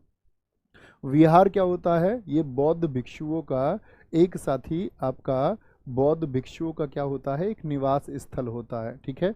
विहार इसको हम बोलते हैं। अच्छा चैत्य किसको कहते हैं हम? चैत्य बौद्ध धर्म का ये साथी क्या होता है, प्रार्थना कक्ष होता है। किसके लिए होता है ये? प्रेयर के लिए एक हॉल होता है। और चैत्य भूमि का संबंध किससे है, बताएंगे क्या मुझे? सबसे बड़ा मैं आपसे पूछूं, सबसे बड़ा स्तूप पूरे भारत में कौन है, कौन सा है सबसे बड़ा स्तूप, कौन सा है ये आप बताएंगे। पुराने छात्रों से तो उम्मीद कर ही सकता हूँ। तो कितनी बार ना जाने, पहले कहा था एमटीएस से पहले भी पढ़ाया था, तब भी कहा था कि भैया केसरिया स्तूप बड़ा पूछा जाता है, तब से चर्चा में प्रश्न आया। केसरिया स्तूप जो कि आपका साथी कहाँ का है, बिहार का है। कहाँ का है, बिहार में स्थित है, इंडिया का सबसे बड़ा स्तूप है। चैत्य भूमि बहुत सारे साथियों ने लिखा है कि बाबा साहेब भीमराव अंबेडकर से संबंधित है, ठीक है। आ जाएंगे। बरहूत स्तूप जातक कथाओं और कहानियों का चित्रण करता है। बरहूत स्तूप, स्तूप तो समझ गए किससे संबंधित है, आपका बौद्ध धर्म से, ठीक है, एक स्थल है। तो जातक कथाओं, जातक कथाएं कौन सी होती हैं, जातक कथाओं से संबंध है महात्मा बुद्ध के जन्म से पूर्व की जो कहानियां हैं, बुद्ध के जन्म से पूर्व की जो कहानियां हैं, जन्म से पूर्व की जो स्टोरीज हैं, ठीक है, पूर्व की जो कहानियां हैं, मतलब जो बौद्ध ग्रंथ बताते हैं कि भाई उनके जीवन से पहले ऐसी घटना घटी थी, तो वो जातक कथाएं हैं। क्या आप मुझे बता सकते हैं जातक कथाओं की कुल संख्या कितनी मानी गई है? नंबर में कितना कहते हैं? तो जातक कथाओं की जो साथी कुल संख्या है, वो कुल संख्या है आपका 549, 549, ठीक है। अच्छा जी, ये किस राज्य में है भरहूत स्तूप? बिहार में है, एमपी में है, आंध्र प्रदेश में, एमपी में है साथी। कहाँ पर है? एमपी में है। मुझे बताओ रामभर स्तूप भारत के किस राज्य में स्थित है? रामभर स्तूप साथी आपका यूपी में है। दिल्ली पुलिस आपका साथी सीपीओ और कांस्टेबल दोनों में पूछा गया, सॉरी सीपीओ और दिल्ली पुलिस कांस्टेबल में पूछा गया क्वेश्चन था, क्या नाम था उसका? धमेक स्तूप। दिल्ली पुलिस 2020 कांस्टेबल में पूछा था। धमेक स्तूप कहाँ पर स्थित है? आपका यूपी में स्थित है। क्या बोलेंगे? यूपी में स्थित है। और रामभर स्तूप इसलिए चर्चित है कि महात्मा बुद्ध का जो अंतिम संस्कार हुआ था, महात्मा बुद्ध का साथी जो अंतिम संस्कार हुआ था आपका, अंतिम संस्कार जानते हैं ना, अंत हो जाता जिसके बाद में। अच्छा, हिंदू धर्म में कितने संस्कार बताए गए हैं कुल? आपका क्वेश्चन बनता है, आपका औपनिषदिक वेद से क्वेश्चन बनता है कि कुल संस्कार कितने हैं हिंदू धर्म में? क्या बोलेंगे? कुल संस्कार कितने बताए गए हैं? तो व्यक्ति के जन्म से लेकर के उसके मृत्यु तक 16 संस्कार होते हैं। जैसे गुरु के पास पढ़ने जाएगा, पहली बार उसको कुछ चटाएंगे, पहली बार सूर्य दर्शन होगा, विवाह की अनुमति पहले अपने गुरु से लेता था बच्चा, अब गुरु ही गुरु ना रहे और बच्चे भी बच्चे ना रहे। कुल संस्कार कितने हो गए साथी? आपका 16 हो गए। मगध महाजनपद नदियों से घिरा हुआ था। मगध कौन सी नदियों से घिरा हुआ था? मगध जहां महाजनपद, जो कि साथी यूपी ईस्ट और बिहार का, यूपी और बिहार वाला क्षेत्र, इसको हम आगे बोलते हैं मगध महाजनपद। ये गंगा और झेलम के बीच में, क्या झेलम यूपी बिहार की तरफ हो सकती है? तो गंगा और यमुना बोल दे, गंगा और सोन कह दे क्या? तो बोलेंगे जी भैया, गंगा और सोन के बीच में था, ठीक है। किस किनारे था ये आपका? प्रश्न ये भी बनता है, गंगा के दक्षिण में था। किधर था? गंगा के दक्षिण में। किस दिशा में था साथी? गंगा के दक्षिण में था, ठीक है। अच्छा, पहले बात करते हैं वर्ड आपका महाजनपद की। मुझे सारे साथी बताएं महाजनपदों की कुल संख्या कितनी बताई गई है। जैसे आज देश में साथी कितना आपका स्टेट है, तो आप कहेंगे भैया 28 स्टेट है और आपका 8 यूपी, 8 क्या है? यूटी है। महाजनपदों की संख्या 16 है। कौन बताता है कि महाजनपदों की संख्या 16 है? पूछता है प्रश्न कि महाजनपदों की संख्या 16 अंगुत्तर निकाय में बताई गई है, और अंगुत्तर निकाय का संबंध किस धर्म से है? आप बताएंगे अंगुत्तर निकाय का संबंध किस धर्म से है। बताता है महाजनपदों की संख्या 16 भगवती सूत्र में बताई गई है, उसका संबंध किस धर्म से है? तो क्या बोलेंगे भैया? भगवती सूत्र का संबंध जैन धर्म से है, ठीक है। और अंगुत्तर निकाय का संबंध किस धर्म से है? ये बौद्ध धर्म से है। ये बताते हैं कि महाजनपदों की जो संख्या है वो 16 है। लेकिन अष्टाध्यायी की पुस्तक का क्या नाम है साथी? अष्टाध्यायी की पुस्तक का क्या नाम है? क्या बोलेंगे? अष्टाध्यायी पुस्तक किसने लिखी है? सॉरी, अष्टाध्यायी के लेखक कौन है? अष्टाध्यायी के लेखक हैं साथी आपका कौन? बोलेंगे पाणिनि है। और पाणिनि के अनुसार महाजनपदों की संख्या कितनी है भाई साहब? 22 है। पाणिनि के अनुसार महाजनपदों की संख्या कितनी है? 22। क्या बोलेंगे जी? 22 है। तो 16 महाजनपद हैं, जिसमें से मगध आ जाता है आपका कहाँ? यूपी और बिहार वाला क्षेत्र। कितने दोस्त बताएंगे कि मगध की राजधानी क्या थी? मगध की साथी अगर हम कैपिटल की बात करते हैं तो इसकी कैपिटल रही है आपकी राजगृह। क्या बोलेंगे? राजगृह रही, और साथ ही कुछ समय तक आपका गृहब्रज भी रही, और फिर इसके बाद में क्या? पाटलिपुत्र भी रही। तो इन 3 नामों के अलावा एक नाम लिख के पूछ लेता, निम्नलिखित में से कौन सी कभी मगध की राजधानी नहीं रही है? कभी मगध की राजधानी नहीं रही है। मगध पर साथी आपका 4 वंश हुए, उनका क्रम बहुत पूछता है। मगध पर, मगध जो डायनेस्टी है, क्योंकि ये सबसे साथी क्या था? शक्तिशाली था। पूछता सबसे शक्तिशाली महाजनपद कौन सा? मगध है। मगध पर जो शासन किया वो 4 वंशों ने किया, उनका क्रम क्या होगा? क्या बोलेंगे? हसना, हसना मना है। क्या है? हसना, हसना मना है। पहला वंश आता है साथी हर्यक वंश, ठीक है। क्या बोलेंगे? हर्यक वंश ने। दूसरा आता है आपका शिशुनाग वंश, शिशुनाग वंश आता है साथी आपका। तीसरा आता है साथी आपका नंद वंश, और नंद का खात्मा करके कौन आए थे? मौर्य, चंद्रगुप्त मौर्य, जिनके प्रधानमंत्री कौन थे? आचार्य चाणक्य थे, ठीक है। हर्यक वंश, हर्यक वंश के जो संस्थापक हैं सारे दोस्त बताएंगे। इनके फाउंडर चारों के आपको पता होने चाहिए, एसएससी बहुत पूछता है, एसएससी क्या हर एक एग्जाम में पूछा जाता है। हर्यक वंश क्या बोलेंगे आपका बिंबिसार उसके संस्थापक थे। शिशुनाग साथी शिशुनाग वंश उन्हीं के नाम पर है, शिशुनाग के नाम पर ही है शिशुनाग वंश। नंद वंश के जो संस्थापक हैं वो महापदम नंद थे, क्या बोलेंगे महापदम नंद। और साथ ही मौर्य वंश के जो संस्थापक हैं वो चंद्रगुप्त मौर्य थे। कौन थे? चंद्रगुप्त मौर्य, मौर्य वंश के संस्थापक थे। ठीक है, तो पूछे पहला वंश कौन सा था। इस बार देखो आपका साथी आपने CHSL देखा होगा, जो पिछले प्रश्न पे हमने डिटेल्स ली, पूरे एसएससी CHSL में कम से कम 10 बार पूछा गया। ऐसे समझो CHSL 2023 में एसएससी दीवानी हो गई मगध की। किस गंगा के किस किनारे, किन दो नदियों के बीच में कौन सा क्षेत्र था पहला, उसका साथी जो संस्थापक पहला वंश कौन सा था, पहले वंश हर्यक वंश का संस्थापक कौन था। ठीक है, क्या बोलेंगे जी आपका हर्यक वंश हो गया। क्या कहेंगे आपका हर्यक वंश हो गया। ठीक है, अब आते हैं हर्यक वंश का एक शासक था अजातशत्रु, वो का पुत्र था, किसका पुत्र था बोलेंगे जी फटाफट से। क्या बोलेंगे नागदशक का, उदयन का, अनिरुद्ध का या फिर बिंबिसार का। तो हर्यक वंश का जो साथी संस्थापक था वो तो बिंबिसार था, ये आपको पता होना चाहिए सबसे पहले। बिंबिसार का जो बेटा है वो था अजातशत्रु, क्या बोलेंगे अजातशत्रु, अजातशत्रु था। ठीक है, अजातशत्रु क्या बोलेंगे, और अजातशत्रु का बेटा कौन था आपका उदयन था। क्या बोलेंगे हर्यक वंश का शासक अजातशत्रु क्या बोलेंगे किसका बेटा था, फटाफट से बताएंगे। बहुत बढ़िया जी, उदयन उदयन उदयन उदयन, बहुत सारे साथियों ने लिखा अजातशत्रु क्या बोलेंगे उदयन का बेटा था। यहाँ पर साथी एक बात याद रख लेना, बिंबिसार जो बैठा गद्दी पर वो 544 से लेकर के 492 BC तक बैठा। मुझे बताओ ये टोटल कितने वर्ष हुए, या मैं आपसे पूछूं पूरे भारत में। आप अक्सर पढ़ते होंगे कि अकबर का शासनकाल सबसे बड़ा है जो कि 49 वर्षों का है, औरंगजेब का शासनकाल जो कि 49 वर्षों का है, अकबर से लगभग 1.5 महीने कम है। लेकिन सबसे लंबे समय तक भारत के इतिहास में गद्दी पर कौन बैठा, भारत का सबसे लंबा शासन है। कितने वर्ष हो गए, भारत का सबसे लंबा शासनकाल, सारे दोस्त बताएंगे। सबसे लंबा शासन बिंबिसार ने किया दोस्त, और ये कितने वर्षों का शासन था, तो क्या बोलेंगे 52 ईयर्स। बहुत सारे साथियों मैं आपकी पीठ थपथपाना चाहूँगा, बहुत गजब उत्तर है कोमल कुमारी जी, मिस्टर सौरभ पाल। ठीक है, फिर अजातशत्रु आता है आपका साथी, वो 32 वर्षों के लिए आया। फिर उदयन आया, वो 16 वर्षों के लिए आया। क्या आप मुझे बता सकते हैं साथी इनका जो अंतिम शासक था वो कौन था, अंतिम शासक कौन था हर्यक वंश का, तो आप बोलेंगे अंतिम शासक भैया नागदशक था। इसी नागदशक को मार करके साथी कौन सा वंश आया हर्यक वंश के बाद में, शिशुनाग वंश। यानी नागदशक की हत्या किसने कर दी, नाग को नाग ने ही मार दिया।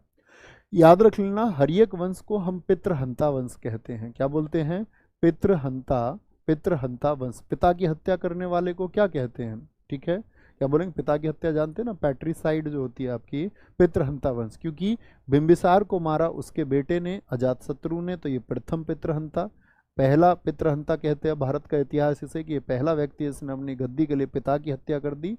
और उदयन ने फिर वही उसके बेटे के साथ किया, ठीक, मतलब अपने पिता के साथ किया, तो ये बना दूसरा पितृहंता। क्योंकि जो कर्म आप इस पृथ्वी पर करेंगे वो साथी आपको भोगने होंगे। ठीक है, क्या बोलेंगे जी, जैसा करोगे वैसा भरोगे। तो अजातशत्रु के साथ वही हुआ जो उसने अपने पिता के साथ किया था। नेक्स्ट है, अरावली पर्वत श्रेणी की सबसे ऊंची चोटी कौन सी है।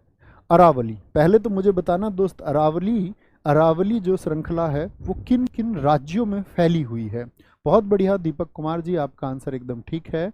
तो अरावली क्या बोलेंगे भैया, इसकी सबसे ऊंची चोटी वो गुरु शिखर है। और गुरु शिखर जो है साथी आपका 1722 मीटर की चोटी है। कितने की है, 1722 मीटर। कितने साथी इस बात से सहमत हैं, ठीक है, सबसे ऊंची चोटी हो गई। और अरावली जो कि भारत की सबसे प्राचीन वलित पर्वतों की सबसे प्राचीन श्रेणी मानी जाती है। और साथ ही ये किन किन राज्यों से होकर के निकलती है, तो यहाँ दिल्ली से शुरू होती है। तो किन किन राज्यों में होकर के प्राचीन श्रेणी फैली हुई है, एक तो भैया दिल्ली में कौन से भवन बने हुए हैं, हरियाणा आपका, वहाँ से राजस्थान और गुजरात तक। मुझे बताएं जो भारत का राष्ट्रपति भवन है वो किन पहाड़ियों पर बना हुआ है, उन पहाड़ियों का नाम क्या है? वो इन्हीं अरावली पर्वत श्रेणियों का साथी हिस्सा है जिसको आप रायसीना हिल्स बोलते हैं। तो दिल्ली में कौन सी पहाड़ियां हैं? अच्छा भैया दिल्ली में भी हैं, हाँ जी, रायसीना हिल्स, राष्ट्रपति भवन इन्हीं पर बना हुआ है साथी आपका, और ये अरावली अरावली पर्वत श्रेणी का ही हिस्सा है राष्ट्रपति भवन। ठीक है, क्या बोलेंगे? राष्ट्रपति भवन इन पे बना हुआ है। बेमबांध झील निम्न में से किस राज्य में स्थित है? बेमबांध झील, झील से क्वेश्चन पूछे जाते हैं अक्सर। तमिलनाडु में है भैया, आंध्र प्रदेश में, या केरल में? केरल में। क्यों सबसे महत्वपूर्ण है? क्योंकि साथी ये भारत की सबसे लंबी झील है। आप मुझे बताएं भारत की सबसे लंबी झील इसकी लंबाई कितनी है? फिर सबसे लंबी झील है ये, सबसे लंबी लेक है भारत की, तो इसकी लंबाई कितनी है? 96.5 किलोमीटर है। ठीक है, 96.5 किलोमीटर है। तमिलनाडु की पूछे साथी आपसे पुलिकट, जो कि आंध्र प्रदेश के साथ बॉर्डर साझा करती है। ठीक है, आंध्र प्रदेश की अगर हम बात करें आपका, एक तमिलनाडु की और भी याद कर सकते हैं हम। तमिलनाडु में पुलिकट होगी आंध्र प्रदेश के साथ में। तमिलनाडु में एक साथी आपका सोलावरम है। क्या है? सोलावरम है। ठीक है, कर्नाटक की साथी आपका बेलांदूर है। क्या है? बेलांदूर है। और आंध्र प्रदेश की है आपका साथी कोलेरू। क्या? कोलेरू झील कहाँ पर है आपका? वो आंध्रा में है। कहाँ पर है? आंध्रा में। कुछ झील आपसे पूछना जा रहा हूँ, राज्य का नाम दूंगा और वहाँ की एक झील आपको बतानी है। ठीक है, जैसे आप मुझे बताएं तेलंगाना में कौन सी झील है? तेलंगाना में कौन सी साथी लेक है आपका? तो क्या बोलोगे? हुसैन सागर झील है। कौन सी है? हुसैन सागर है आपका। और नागार्जुन झील कहाँ पर है? कहाँ पर है? नागार्जुन झील कहाँ पर है? आपकी तेलंगाना में है साथी। महाराष्ट्र की अगर बात करें तो यहाँ की साथी आपका लोनार झील। लोनार झील ज्योग्राफी में आपने पढ़ा होगा कि एक क्षुद्र तारे के टकराने से बनी है। ठीक है, एक पोवई झील आपसे पूछे, राजस्थान की साथी वो झील जिनमें जय आता है। क्या आता है? जय। जैसे जय समंद हो गई, क्या हो गई? जय समंद हो गई आपका। ठीक है, राजा क्या करते? फतेह, फतेह सागर हो गई आपका, फतेह सागर हो गई साथी। एक पिछोला झील हो गई। क्या हो गई? पिछोला झील हो गई आपका, पिछोला झील। ऐसे ही उत्तराखंड की कौन सी हैं साथी आपका? भीमताल और साथी आपका राकसताल झील। क्या बोलेंगे? भीमताल और राकसताल। नैनीताल झील हो गई आपका। हिमाचल की झील बताइए, हिमाचल की मम्मी का क्या नाम है? हिमा और आंचल की मम्मी का नाम रेणुका झील है आपका, और चंद्रताल है। क्या बोलेंगे? चंद्रताल झील है आपका, चंद्रताल झील। ठीक है, चंद्रताल झील है। ये भारत की कुछ चर्चित झील है। हम एक दो दिन झील पर रिलेटेड सारे प्रश्न करने वाले हैं। निम्न में से कौन सी नदी है जो होगेनकल जलप्रपात निर्मित करती है?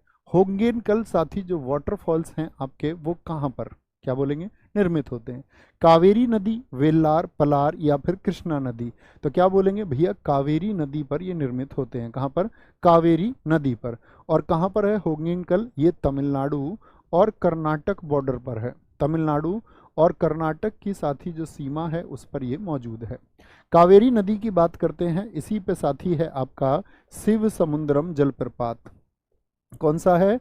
शिव समुद्रम जलप्रपात इस नदी पर है। शिव समुद्रम वाटरफॉल आपका, जो कि साथी अगर मैं बात करूं, अगर पूछे कभी एशिया का पहला जो जल विद्युत गृह बना वो किस नदी पर बना, या किस आपका वाटरफॉल पर? एशिया का पहला जो जल विद्युत गृह बना, एशिया का पहला जो जल विद्युत गृह बना आपका, क्या बोलेंगे, जो वाटर इलेक्ट्रिसिटी हाउस एक बनाया गया बिजली निर्माण के लिए, वो इसी नदी पर बना 1902 में। कहाँ पर? कावेरी। शिव समुद्रम कहाँ पर है साथी आपका? कावेरी में। आप मुझे बता सकते हैं भारत का सबसे ऊंचा जलप्रपात कुंचिकल है, उसकी ऊंचाई कितनी है? बोलेंगे भी फटाफट से, उसकी ऊंचाई कितनी है? फटाफट से बताएंगे। तो भारत का साथी अगर बात करें हम, भारत का सबसे ऊंचा जो वाटरफॉल है, सबसे ऊंचा जो जलप्रपात है, सबसे ऊंचा जलप्रपात, फिर हम क्रम से जानेंगे इसको, दूसरा कौन सा है, तीसरा कौन सा है। तो आप अभी बोलेंगे भैया कुंचिकल है। क्या है? कुंचिकल जलप्रपात है, और कुंचिकल साथी आपका किस रिवर पर है? वाराही रिवर पर है। मैंने आपसे जानना चाहिए कि इसकी हाइट कितनी है, तो आप बोलेंगे 455 मीटर है। 455 मीटर इसकी हाइट है। और साथ ही राज्य किस में स्थित है? ये आपका राज्य हम कहेंगे कि कर्नाटक की वाराही नदी पर है। किस पर है? कर्नाटक की वाराही रिवर पर ये मौजूद है। आगे आएंगे, नेक्स्ट है दक्षिण भारत की एकमात्र गोखुर झील। गोखुर झील किसको बोलते हैं साथी? गोखुर, यानी इसको चापाकार झील भी हम कहते हैं, जो चाप के आकार की झील हो। ऐसे खुर होते हैं ना, ऐसे ऐसे आकार की जो झील हो, चापाकार जो साथी झील होती है, वो चालकुड़ी झील को पूछ रहा है कि चालकुड़ी झील निम्न में से किस राज्य में है? और दक्षिण भारत की एकमात्र अकेली है, तो इंपोर्टेंट क्वेश्चन तो बनेगा ही। तो तमिलनाडु, आंध्र प्रदेश, केरल या फिर कर्नाटक होगा। तो क्या बोलेंगे भैया? चापाकार झील चालकुड़ी ये केरल की है। क्या बोलेंगे? केरल की है, जिसको चापाकार झील भी हम कह सकते हैं, या छाड़न झील भी, छाड़न झील इसको हम कह सकते हैं। और साथ ही ऑक्सबो झील तो इसको कहते ही हैं, क्योंकि ऑक्स यानी कि बैल और उसके आकार की, ऑक्सबो लेक तो इसको हम कहते ही हैं। अब मैं आपसे पूछूं, भारत की सबसे बड़ी ऑक्सबो झील कौन सी है? चापाकार झील कौन सी है? भाई वैसे तो चिल्का है, सब लोग जानते हैं। भारत की सबसे बड़ी चापाकार झील कौन सी है? ऑक्सबो लेक में आपसे पूछूं तो कंवर आप कहेंगे, कांवर झील है जो कि बिहार की है, कांवर झील। या मैं पूछूं भारत की सबसे बड़ी गोखुर झील कौन सी है, तो आप बोलेंगे कांवर झील है। कौन सी है? कांवर झील भारत की सबसे बड़ी झील है। निम्न में से कौन सा वन्यजीव अभ्यारण्य है जो गोवा में स्थित है? कौन सा वाइल्ड लाइफ सेंचुरी है जो साथी आपका गोवा में है? दांदेली एसएससी के फेवरेट क्वेश्चंस में से एक है। तो दांदेली कहाँ पर है भैया? दांदेली तो दोस्त आपका कर्नाटक में है। कहाँ पर है? कर्नाटक में मौजूद है। और वन्यजीव अभ्यारण्य गोवा में है, वो महावीर वन्यजीव अभ्यारण्य है। महावीर वन्यजीव अभ्यारण्य। क्या आप मुझे बता सकते हैं भारत का सबसे बड़ा वन्यजीव अभ्यारण्य, सबसे बड़ा वाइल्ड लाइफ सेंचुरी कौन सा है? तो क्या बोलेंगे भैया? कच्छ है, जो कि कहाँ पर है? वो गुजरात में है। और किसके लिए फेमस है? जंगली गधे के लिए फेमस है। किसके लिए? जंगली गधा के लिए ये चर्चित है। अगर मैं पूछूं सबसे छोटा वाइल्ड लाइफ सेंचुरी ये लिखा हुआ, ठीक है, सबसे छोटा जो आपका साथी वाइल्ड लाइफ सेंचुरी है वो कौन सा है? तो आप बोलेंगे बोर है आपका, जो कि साथी महाराष्ट्र में है। क्या बोलेंगे? महाराष्ट्र में है।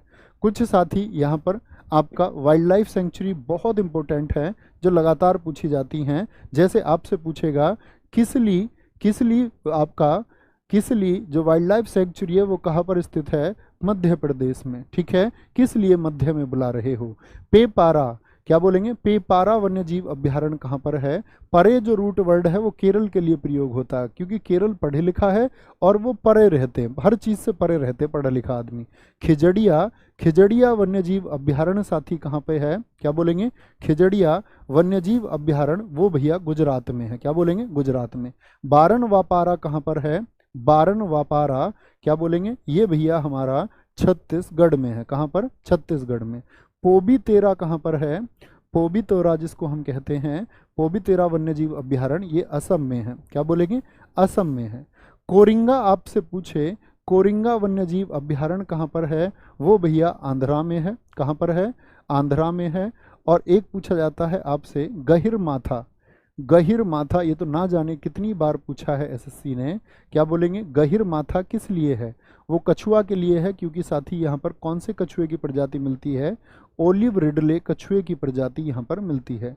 ओलिव रिडले कछुआ की प्रजाति के लिए कौन सा फेमस है? वो गहिर माथा है। तो गहिर माथा वन्यजीव अभ्यारण्य कहाँ पर है? तो क्या बोलेंगे भैया? गहिर माथा आपका कहाँ पर है? क्या बोलेंगे? कहाँ पर है आपका कछुआ के लिए? ये ओडिशा में मौजूद है। ओ से ओडिशा, ओ से ओलिव, कछुआ, ठीक है, ओडिशा में मौजूद है। आगे आएंगे जी, next. I do what I do नामक पुस्तक के लेखक कौन है?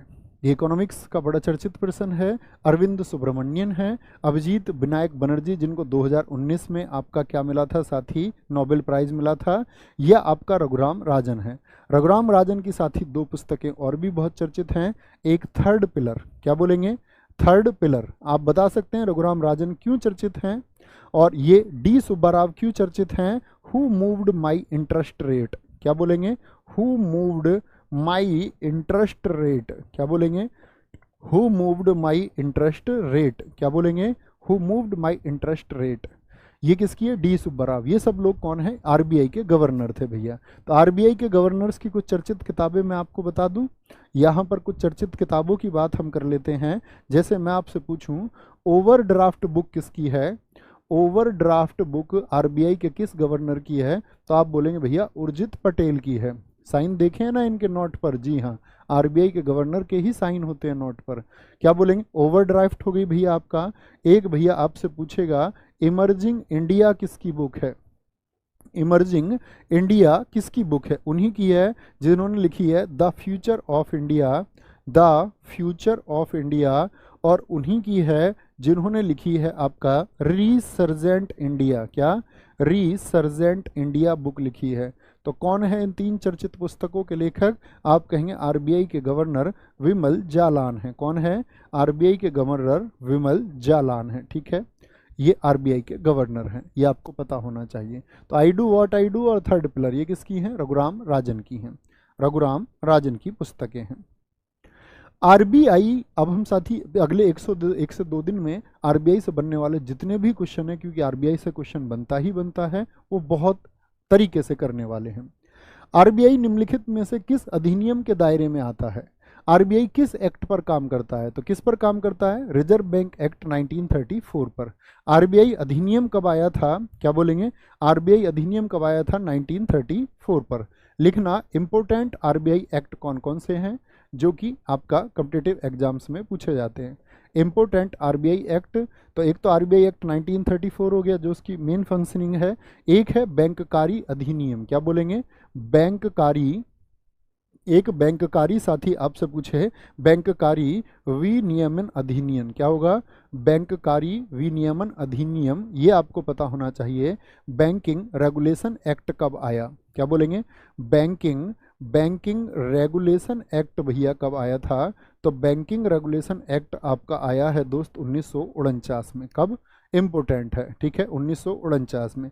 आपसे पूछे सरकारी प्रतिभूति विनियमन अधिनियम कब आया, सरकारी प्रतिभूति विनियमन अधिनियम, विनियमन बोलते रेगुलेशन को, कार्य संचालन के लिए एक्ट, ये कब आया, तो आप बोलेंगे भैया ये आपका 2006 और 2007 का है। पहले 2007-06 में आया, फिर रिवाइज किया गया 2007 में। इसको बोलते हैं हम गवर्नमेंट सिक्योरिटीज रेगुलेशन एक्ट, क्या बोलेंगे, रेगुलेशन एक्ट 2006 में आया। आपसे पूछे साथी भारतीय सिक्का अधिनियम कब आया, भारतीय सिक्का इंडियन कॉइन एक्ट कब आया, भारतीय सिक्का अधिनियम कब आया, तो आप बोलेंगे 2011 में आया। आपसे पूछ ले साथी पीएसएस एक्ट कब आया, पीएसएस एक्ट कब आया, आपका 2007 में आया। और आपसे पूछ ले पीएसएस रेगुलेशन एक्ट कब आया, पीएसएस रेगुलेशन एक्ट कब आया, ये इसका अगले ही साल आया 2008 में। अब आपसे पूछे पीएसएस क्या है, पीएसएस क्या है, तो पी फॉर पेमेंट, क्या बोलेंगे, पीएसएस को लिख लेना, पेमेंट एंड सेटलमेंट एक्ट इसको हम कहते हैं, पेमेंट एंड सेटलमेंट एक्ट इसको हम कहते हैं। ये कब आया साथी, आपका 2007 में है। इसके अगले साल ही रेगुलेशन एक्ट आया 2008 में। तो क्या बोलेंगे, banking regulation act 1949, government securities regulation act आपका 2006 में आया, 2006 ही याद रख लेना। भारतीय सिक्का अधिनियम इंडियन कॉइन एक्ट 2011। क्या बोलेंगे, पेमेंट एंड साथी आपका सेटलमेंट एक्ट कब आया, 2007 में आया, ये याद रखने हैं। निम्नलिखित में से कौन सा संस्थान है जो वित्तीय स्थिरता रिपोर्ट, फाइनेंशियल स्टेबिलिटी रिपोर्ट को जारी करता है, क्या बोलेंगे, एफएसआर रिपोर्ट इसको हम कहते हैं, एफएसआर रिपोर्ट को जारी करता है। तो एफएसआर रिपोर्ट जो होती है साथी वो आरबीआई के द्वारा जारी की जाती है। एफएसआर रिपोर्ट के बारे में अगर बात करूं, ये बाई एनुअल है। बाई एनुअल का मतलब समझते हैं ना? जी भैया, द्विवार्षिक, 2 वर्षों में एक बार आती है। क्या बोलेंगे? 2 वर्षों में एक बार आती है। और इस बार ये जून 2023 में आई। जून 2023 में आई साथी आपका जो 27 थी, 27वीं जारी हुई। कौन सी जारी हुई? 27वीं ये जारी हुई थी। जनवरी 2024 तक सिडबी, जिसको भारतीय लघु उद्योग विकास bank, small industries development bank of India कहते हैं। क्या ठीक है? तो ये मुख्यालय कहाँ पर स्थित है? पटना, नई दिल्ली, मुंबई या फिर लखनऊ में है। तो सिडबी का मुख्यालय कहाँ पर है? लखनऊ में है। ठीक है। सिडबी की स्थापना मुझे बताएं साथी, इसको कब इस्टेब्लिश्ड किया गया? तो आप बोलेंगे 2 अप्रैल 1990 को इसकी स्थापना हुई। 2 अप्रैल 1990 को स्थापना हुई। अगर आपसे पूछे इसका एक्ट कब आया सेबी का, तो 1988 में एक्ट आया। इसके जो साथी वर्तमान में अध्यक्ष हैं सिडबी के, वो कौन हैं? वर्तमान में जो साथी अध्यक्ष हैं सिडबी के, वो कौन है? एस शिव सुब्रमण्यम रमन है। कौन है? एस शिव सुब्रमण्यम रमन। ये कौन है इसके? एस शिव सुब्रमण्यम रमन इसके वर्तमान में अध्यक्ष हैं। तो लखनऊ में हो गया। ऐसे ही और क्या क्या पूछे जाते हैं साथी आपसे? सेबी बहुत पूछा जाता है। सेबी, सेबी का फुल फॉर्म कितने दोस्त बताएंगे? सेबी का होता है securities and exchange board of India. Securities and exchange board of India. SEBI की स्थापना दोस्त कब हुई थी बताएं? सेबी की अगर मैं बात करूं, इसको हम बोलते हैं भारतीय प्रतिभूति एवं विनियम बोर्ड, आपका इसको हम कहते हैं। सेबी की स्थापना में पूछूं, 12 अप्रैल 1988 को हुई। कब हुई? 1988 को हुई। इसका हेडक्वार्टर मैं आपसे पूछूं सेबी का कहाँ पर है? मुंबई में इसका हेडक्वार्टर है। कहाँ पर है? मुंबई में। ऐसे ही साथी आपसे पूछेगा नाबार्ड। क्या बोलेंगे? नाबार्ड, नेशनल बैंक फॉर, लिखे भाई साथी, मन में सोचा करो full form, national bank for national bank for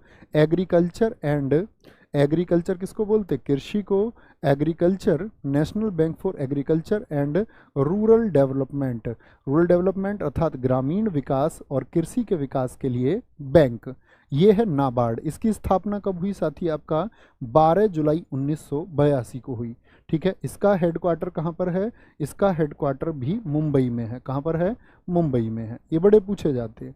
जैसे एग्जिम पूछा जाता है आपका, EXIM, EX for export, I for import. क्या बोलेंगे? Export import bank of India. Export import, क्या बोलें? IM इम्पोर्ट, एक्सपोर्ट निर्यात के लिए और साथ ही इम्पोर्ट आयात के लिए। Export import bank of India. EXIM की अगर स्थापना की बात करें 1 जनवरी 1982 को हुई और इसका साथी हेडक्वार्टर आपसे पूछे तो मुंबई ही होगा। क्या होगा? मुंबई ही इसका हेडक्वार्टर होगा। एग्जिम का भी, सेबी का भी, नाबार्ड का भी। गलती नहीं करेंगे जी भैया, नहीं करेंगे। अगर बेटा गलती कर दी ना, पूरे दिन बोलते बोलते ना इस टाइम ये स्टेज आ जाती है कि गला सूख जाता है, और इस सूखे हुए गले की तुम्हें कसम है, और जो तुमने परफॉर्मेंस बिगाड़ दी। मैं जितना दम लगाऊं उससे ज़्यादा दम तुमको लगाना है। निर्वात में प्रकाश की चाल क्या होती है? तो 3 लाख किलोमीटर प्रति सेकंड भैया हमने पढ़ी है, और 3 लाख किलोमीटर वो क्या होगी? 299, 792, 458। 3 लाख हमको पकड़नी है। ये क्या होती है? 3 गुणा 10 की घात 8 मीटर प्रति सेकंड भी इसको हम कह सकते हैं। 1 किलोमीटर में 1000 मीटर, 10 की घात 3 मीटर होते हैं, सब जानते हैं। ठीक है। कोई दिक्कत, कोई परेशानी?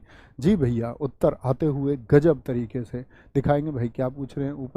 ऊपर भाई को दिखाएं। बोलेंगे सर आपने क्वेश्चन 4 में लक्षद्वीप बताया था।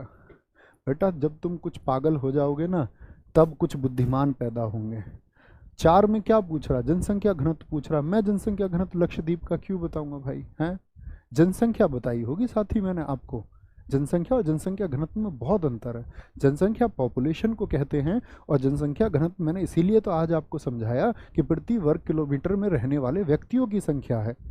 और अगर आप ऐसे ही अटके रहेंगे तो मैं सबको ऐसे एक्सप्लेन थोड़ी करूंगा एक एक बच्चे को। ऐसे तो जो अच्छे बच्चे हैं, यहाँ दोस्त हमको बातें नहीं करनी है, जो पढ़ा दिया वो याद करना। याद करने का दम है तो आगे बढ़ेंगे, याद नहीं करने का दम है तो भाई कहीं प्राइवेट नौकरी फिर आज नहीं तो कल करनी है, तो उसको आज शुरू करें आप तो ज़्यादा अच्छा है। फिर माता पिता की जो उम्मीदें हैं उनको ना तोड़ें, ठीक है, उनको निचोड़े ना, ठीक है, क्योंकि हर रोज उनके हालात ऐसे ही हैं कि उनको होप है कि मेरा बेटा या बेटी तकदीर बदलेगा और शायद कुछ अच्छा होगा, तो वो अच्छा या तो करके दिखाओगे या फिर मैदान से भाग जाओगे। दो चीजें होनी है, लाल मुंह इमोजी नहीं भेजनी है। रोमर पैमाने पर किसके द्वारा क्या मापा जाता है? तो रोमन किसके लिए होता है साथी? आपका तापमान के लिए होता है। किसके लिए होता है? तापमान के लिए होता है। जैसे आपने पढ़ा होगा आपका सेल्सियस पैमाना होता है C/5 बराबर F-32/9। ये आपका सेल्सियस और आपका क्या बोलेंगे C/5 बराबर F-32/9 बराबर R/5। इस रिलेशन, ये रोमर स्केल ही है, इसके द्वारा आप कोई भी एक वैल्यू दे रखी है। जैसे सेल्सियस में टेम्परेचर दे दिया, फ़ारेनहाइट में निकाल सकते हो। सेल्सियस में दे दिया साथी, वही रोमर पर हो जाएगा।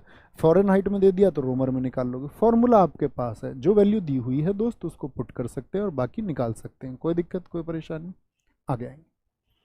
निम्न में से कौन सा, भैया पुलिकट झील आंध्र प्रदेश में है ना? जी भाई साहब, मैंने आपको बताया पुलिकट झील जो है आंध्र प्रदेश और तमिलनाडु के बॉर्डर पर है, यही मैंने आपको बताया है क्लास में भी।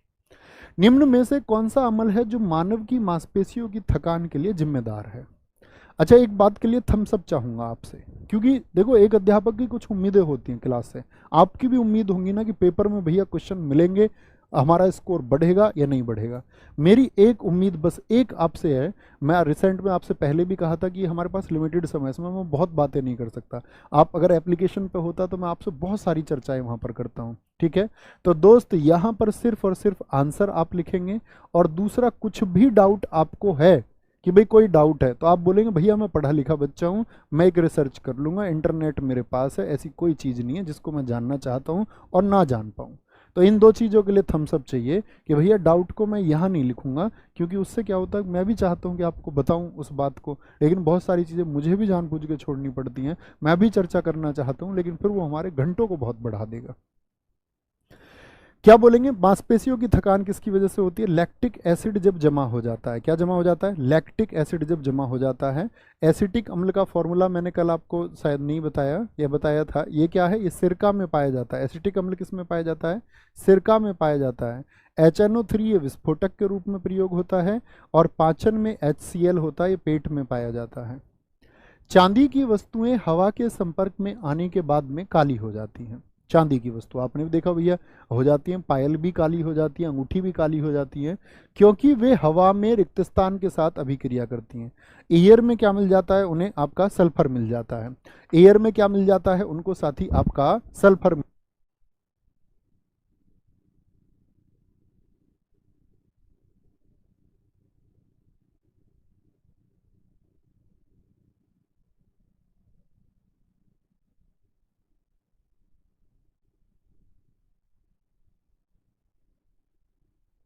हाँ, ओके, अभी आवाज आई है साथी? एक बार बताएंगे।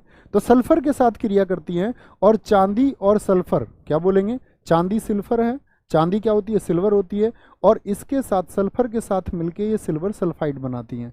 सिल्फर सल्फाइड का क्या कर देते हैं? ये निर्माण कर देते हैं, और इसी की वजह से इसका रंग क्या हो जाता है, जिसको हम बोलते हैं Ag2S। इसी की वजह से क्या होता है, ये जो होता है सिल्वर सल्फाइड, ये काले रंग का होता है, ठीक है, ये काले रंग का होता है। आगे निम्न में से कौन सा अंग है जो मानव शरीर में पित्त का उत्पादन करता है? किसका उत्पादन करता है साथी? आपका जो बाइल जूस को निर्माण करता है। पित्त रस भी इसको हम बोलते हैं, बाइल जूस भी इसको हम बोलते हैं। तो पित्त का उत्पादन जो होता है दोस्त, वो लीवर के द्वारा होता है। किसके द्वारा? लीवर के द्वारा होता है, ठीक है। और याद रख लेना, ये बॉडी की सबसे बड़ी ग्लैंड है। शरीर की सबसे बड़ी ग्रंथि कौन सी है? आपसे मैं पूछूं, शरीर की सबसे बड़ी ग्रंथि कौन सी है? सबसे बड़ी ग्रंथि कौन सी है? वो साथी आपका यकृत है। और ये क्या करती है? अमोनिया और यूरिया का निर्माण करती है।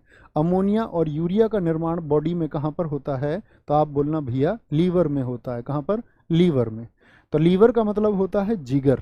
क्या बोलते हैं? सबसे ज़्यादा हेल्दी होना चाहिए आपकी बॉडी में ये, ठीक है, सबसे ज़्यादा हेल्दी होना चाहिए। पहले कहते थे ना बड़े बूढ़े, जिसमें जिगर है वो सामने आ जाए, तो इसका बड़ा रोल है यकृत का, ठीक है, बॉडी में पित्ताशय का निर्माण ये करती है। प्राणी जगत में निम्न में से किस सदस्य के हृदय में 4 कक्ष होते हैं, 4 चैम्बर होते हैं? क्या बोलेंगे? जैसे भैया हमारे में ही 4 चैम्बर होते हैं।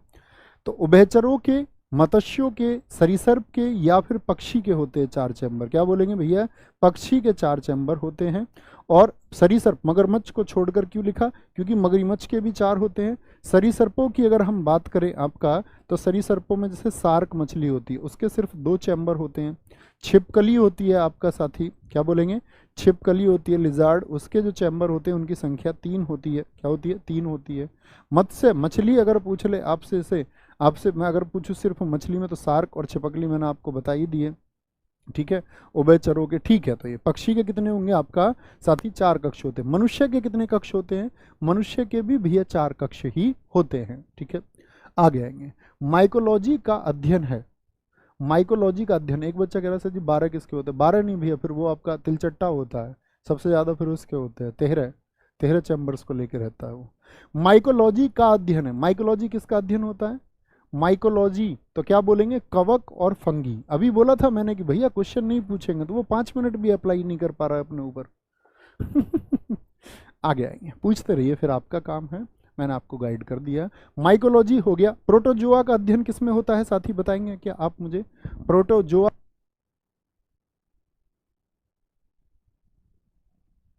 सारे दोस्त आपको क्या बोलेंगे भैया? प्रोटोजोआ का अध्ययन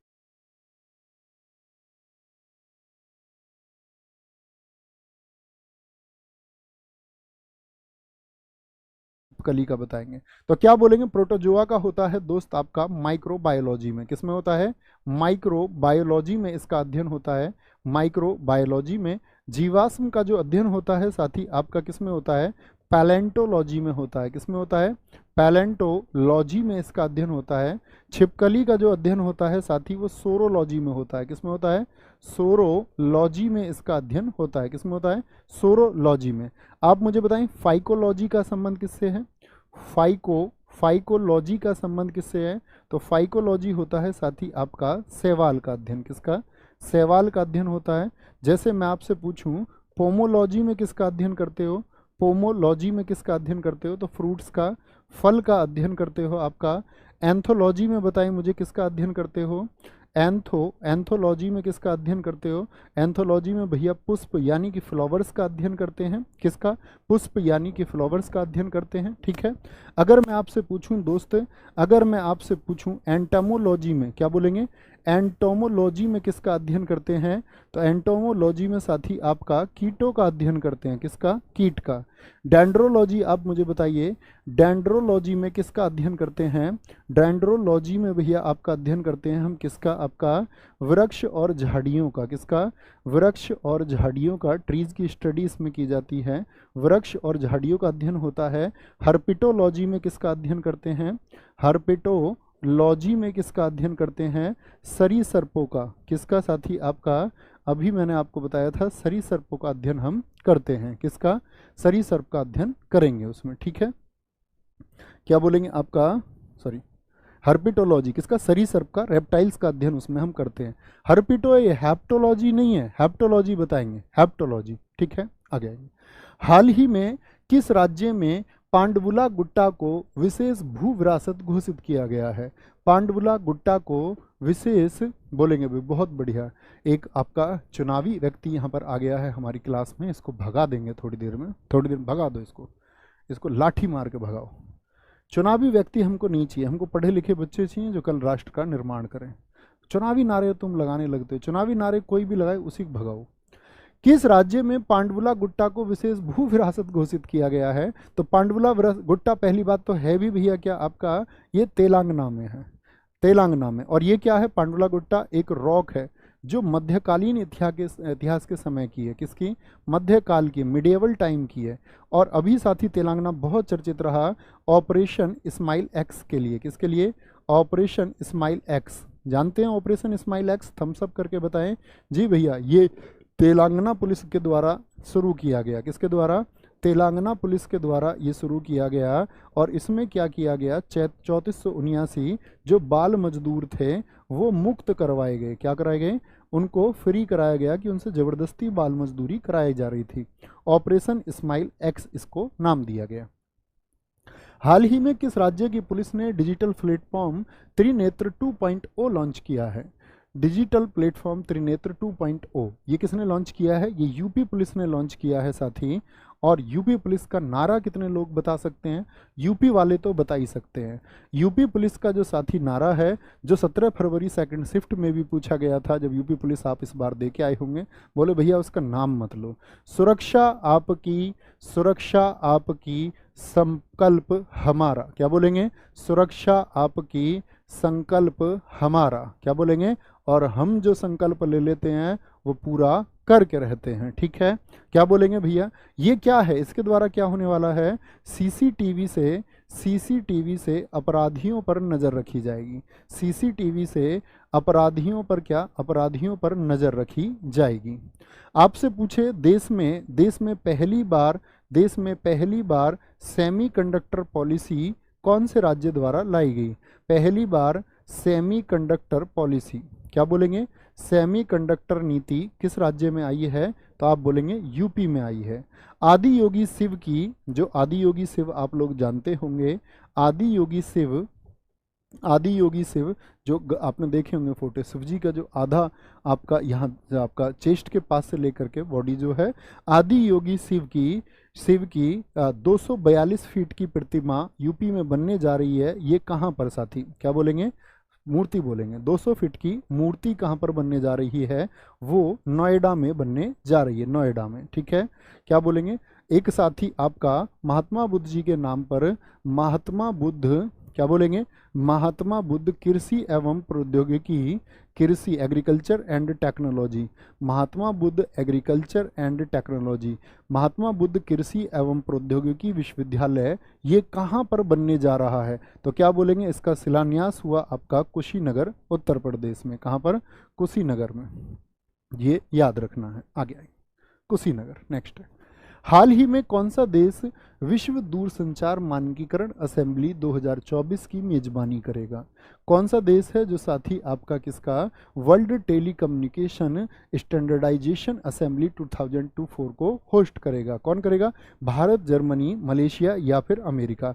तो अपना देश भारत इसको करने जा रहा है, क्योंकि दूरसंचार में साथी हम क्या है, आपको पता है कि हमारा देश जो है मोबाइल यूजर्स में, अगर मैं पूछूं कौन से स्थान पर है, मोबाइल यूजर्स कितने हैं हमारे देश में, तो सेकंड प्लेस पर हम आते हैं चाइना के बाद में। किसमें? सेकंड प्लेस हमारा है। दूरसंचार के लिए हमको सोचना होगा। आगे आएंगे, हाल ही में किसे सरस्वती सम्मान 2023 मिला है? सरस्वती सम्मान उदय भाटिया, मानसी गुप्ता, प्रभा वर्मा या शिव शंकरी? तो प्रभा वर्मा को मिला है साथी सरस्वती सम्मान 2023 में। ठीक है, 2023 में। और शिव शंकरी को मिला था 2022 का। किसका? 2022 का मिला था, ये याद रख लेना। पहला पूछूं मैं आपसे, पहला पुरस्कार किसको मिला था सरस्वती सम्मान? पहला पुरस्कार साथी हमारा मिला था, पहला पुरस्कार मिला था हमारा किनको? अमिताभ बच्चन जी के जो पिताजी हैं, हरिवंश राय बच्चन को। किसको? हरिवंश राय बच्चन जी को मिला था। राशि इसमें मिलती है 15 लाख रुपए, लेकिन ज्ञानपीठ से बड़ा पुरस्कार मत समझ लेना। ऐसे तो जेसीबी में 25 मिल जाते हैं। ठीक है, जेसीबी में 25 मिल जाते हैं। तो पहला पुरस्कार हरिवंश राय बच्चन जी को। और सरस्वती सम्मान की शुरुआत कब हुई, अगर मैं आपसे पूछूं? सरस्वती सम्मान की शुरुआत हुई है साथी आपका 1991 से। कब से? 1991 से। ठीक है, 1991। और आज के होमवर्क की तरफ चलते हैं, वह है सरस्वती सम्मान भारत की कितनी भाषाओं के लिए दिया जाता है? मैंने ज्ञानपीठ आपको बताया था साथी। तो आज का जो होमवर्क है, इसमें अपने सारे स्टूडेंट्स से अपील करूंगा कि रिसर्च करके आंसर जरूर लिखना। शायद आपके 10 सेकंड जाते हों, लेकिन वो हमको बहुत ऊर्जा देता है। ऊर्जा इसीलिए देता है क्योंकि हमको पता चलता है कि हमारे पास इतना नंबर ऑफ स्टूडेंट है जो इस बार सिलेक्शन ले लेगा। वो कुछ प्रतिशत ही होता है, ऐसा नहीं हो सकता पूरी कक्षा जो देखें सब उतने धैर्य के साथ देखें, उतना धैर्य बना ही नहीं रह सकता सभी का। बात यह है कि कम से कम आप साथी सतत तरीके से पढ़ते रहें, कंसिस्टेंसी ही आपको अव्वल बनाती है। दुनिया में मैं आपको हमेशा एक कहानी आपको कक्षाओं में भी सुनाई गई, मैंने भी सुनाई, कि साथी कभी भी आप लोग जानते हैं कि कछुआ खरगोश से जीत नहीं सकता, लेकिन कछुए को खरगोश से जीता हुआ क्यों दिखाया गया? वहां दिखाने का मकसद यही था कि अगर आप सतत परिश्रम करते हैं तो आप कछुए को भी पीछा छोड़ सकते हैं, यानी आप एक एवरेज स्टूडेंट से एक बेहतरीन छात्र बन सकते हैं, और वो सिर्फ और सिर्फ हो सकता है निरंतर चलते रहने से।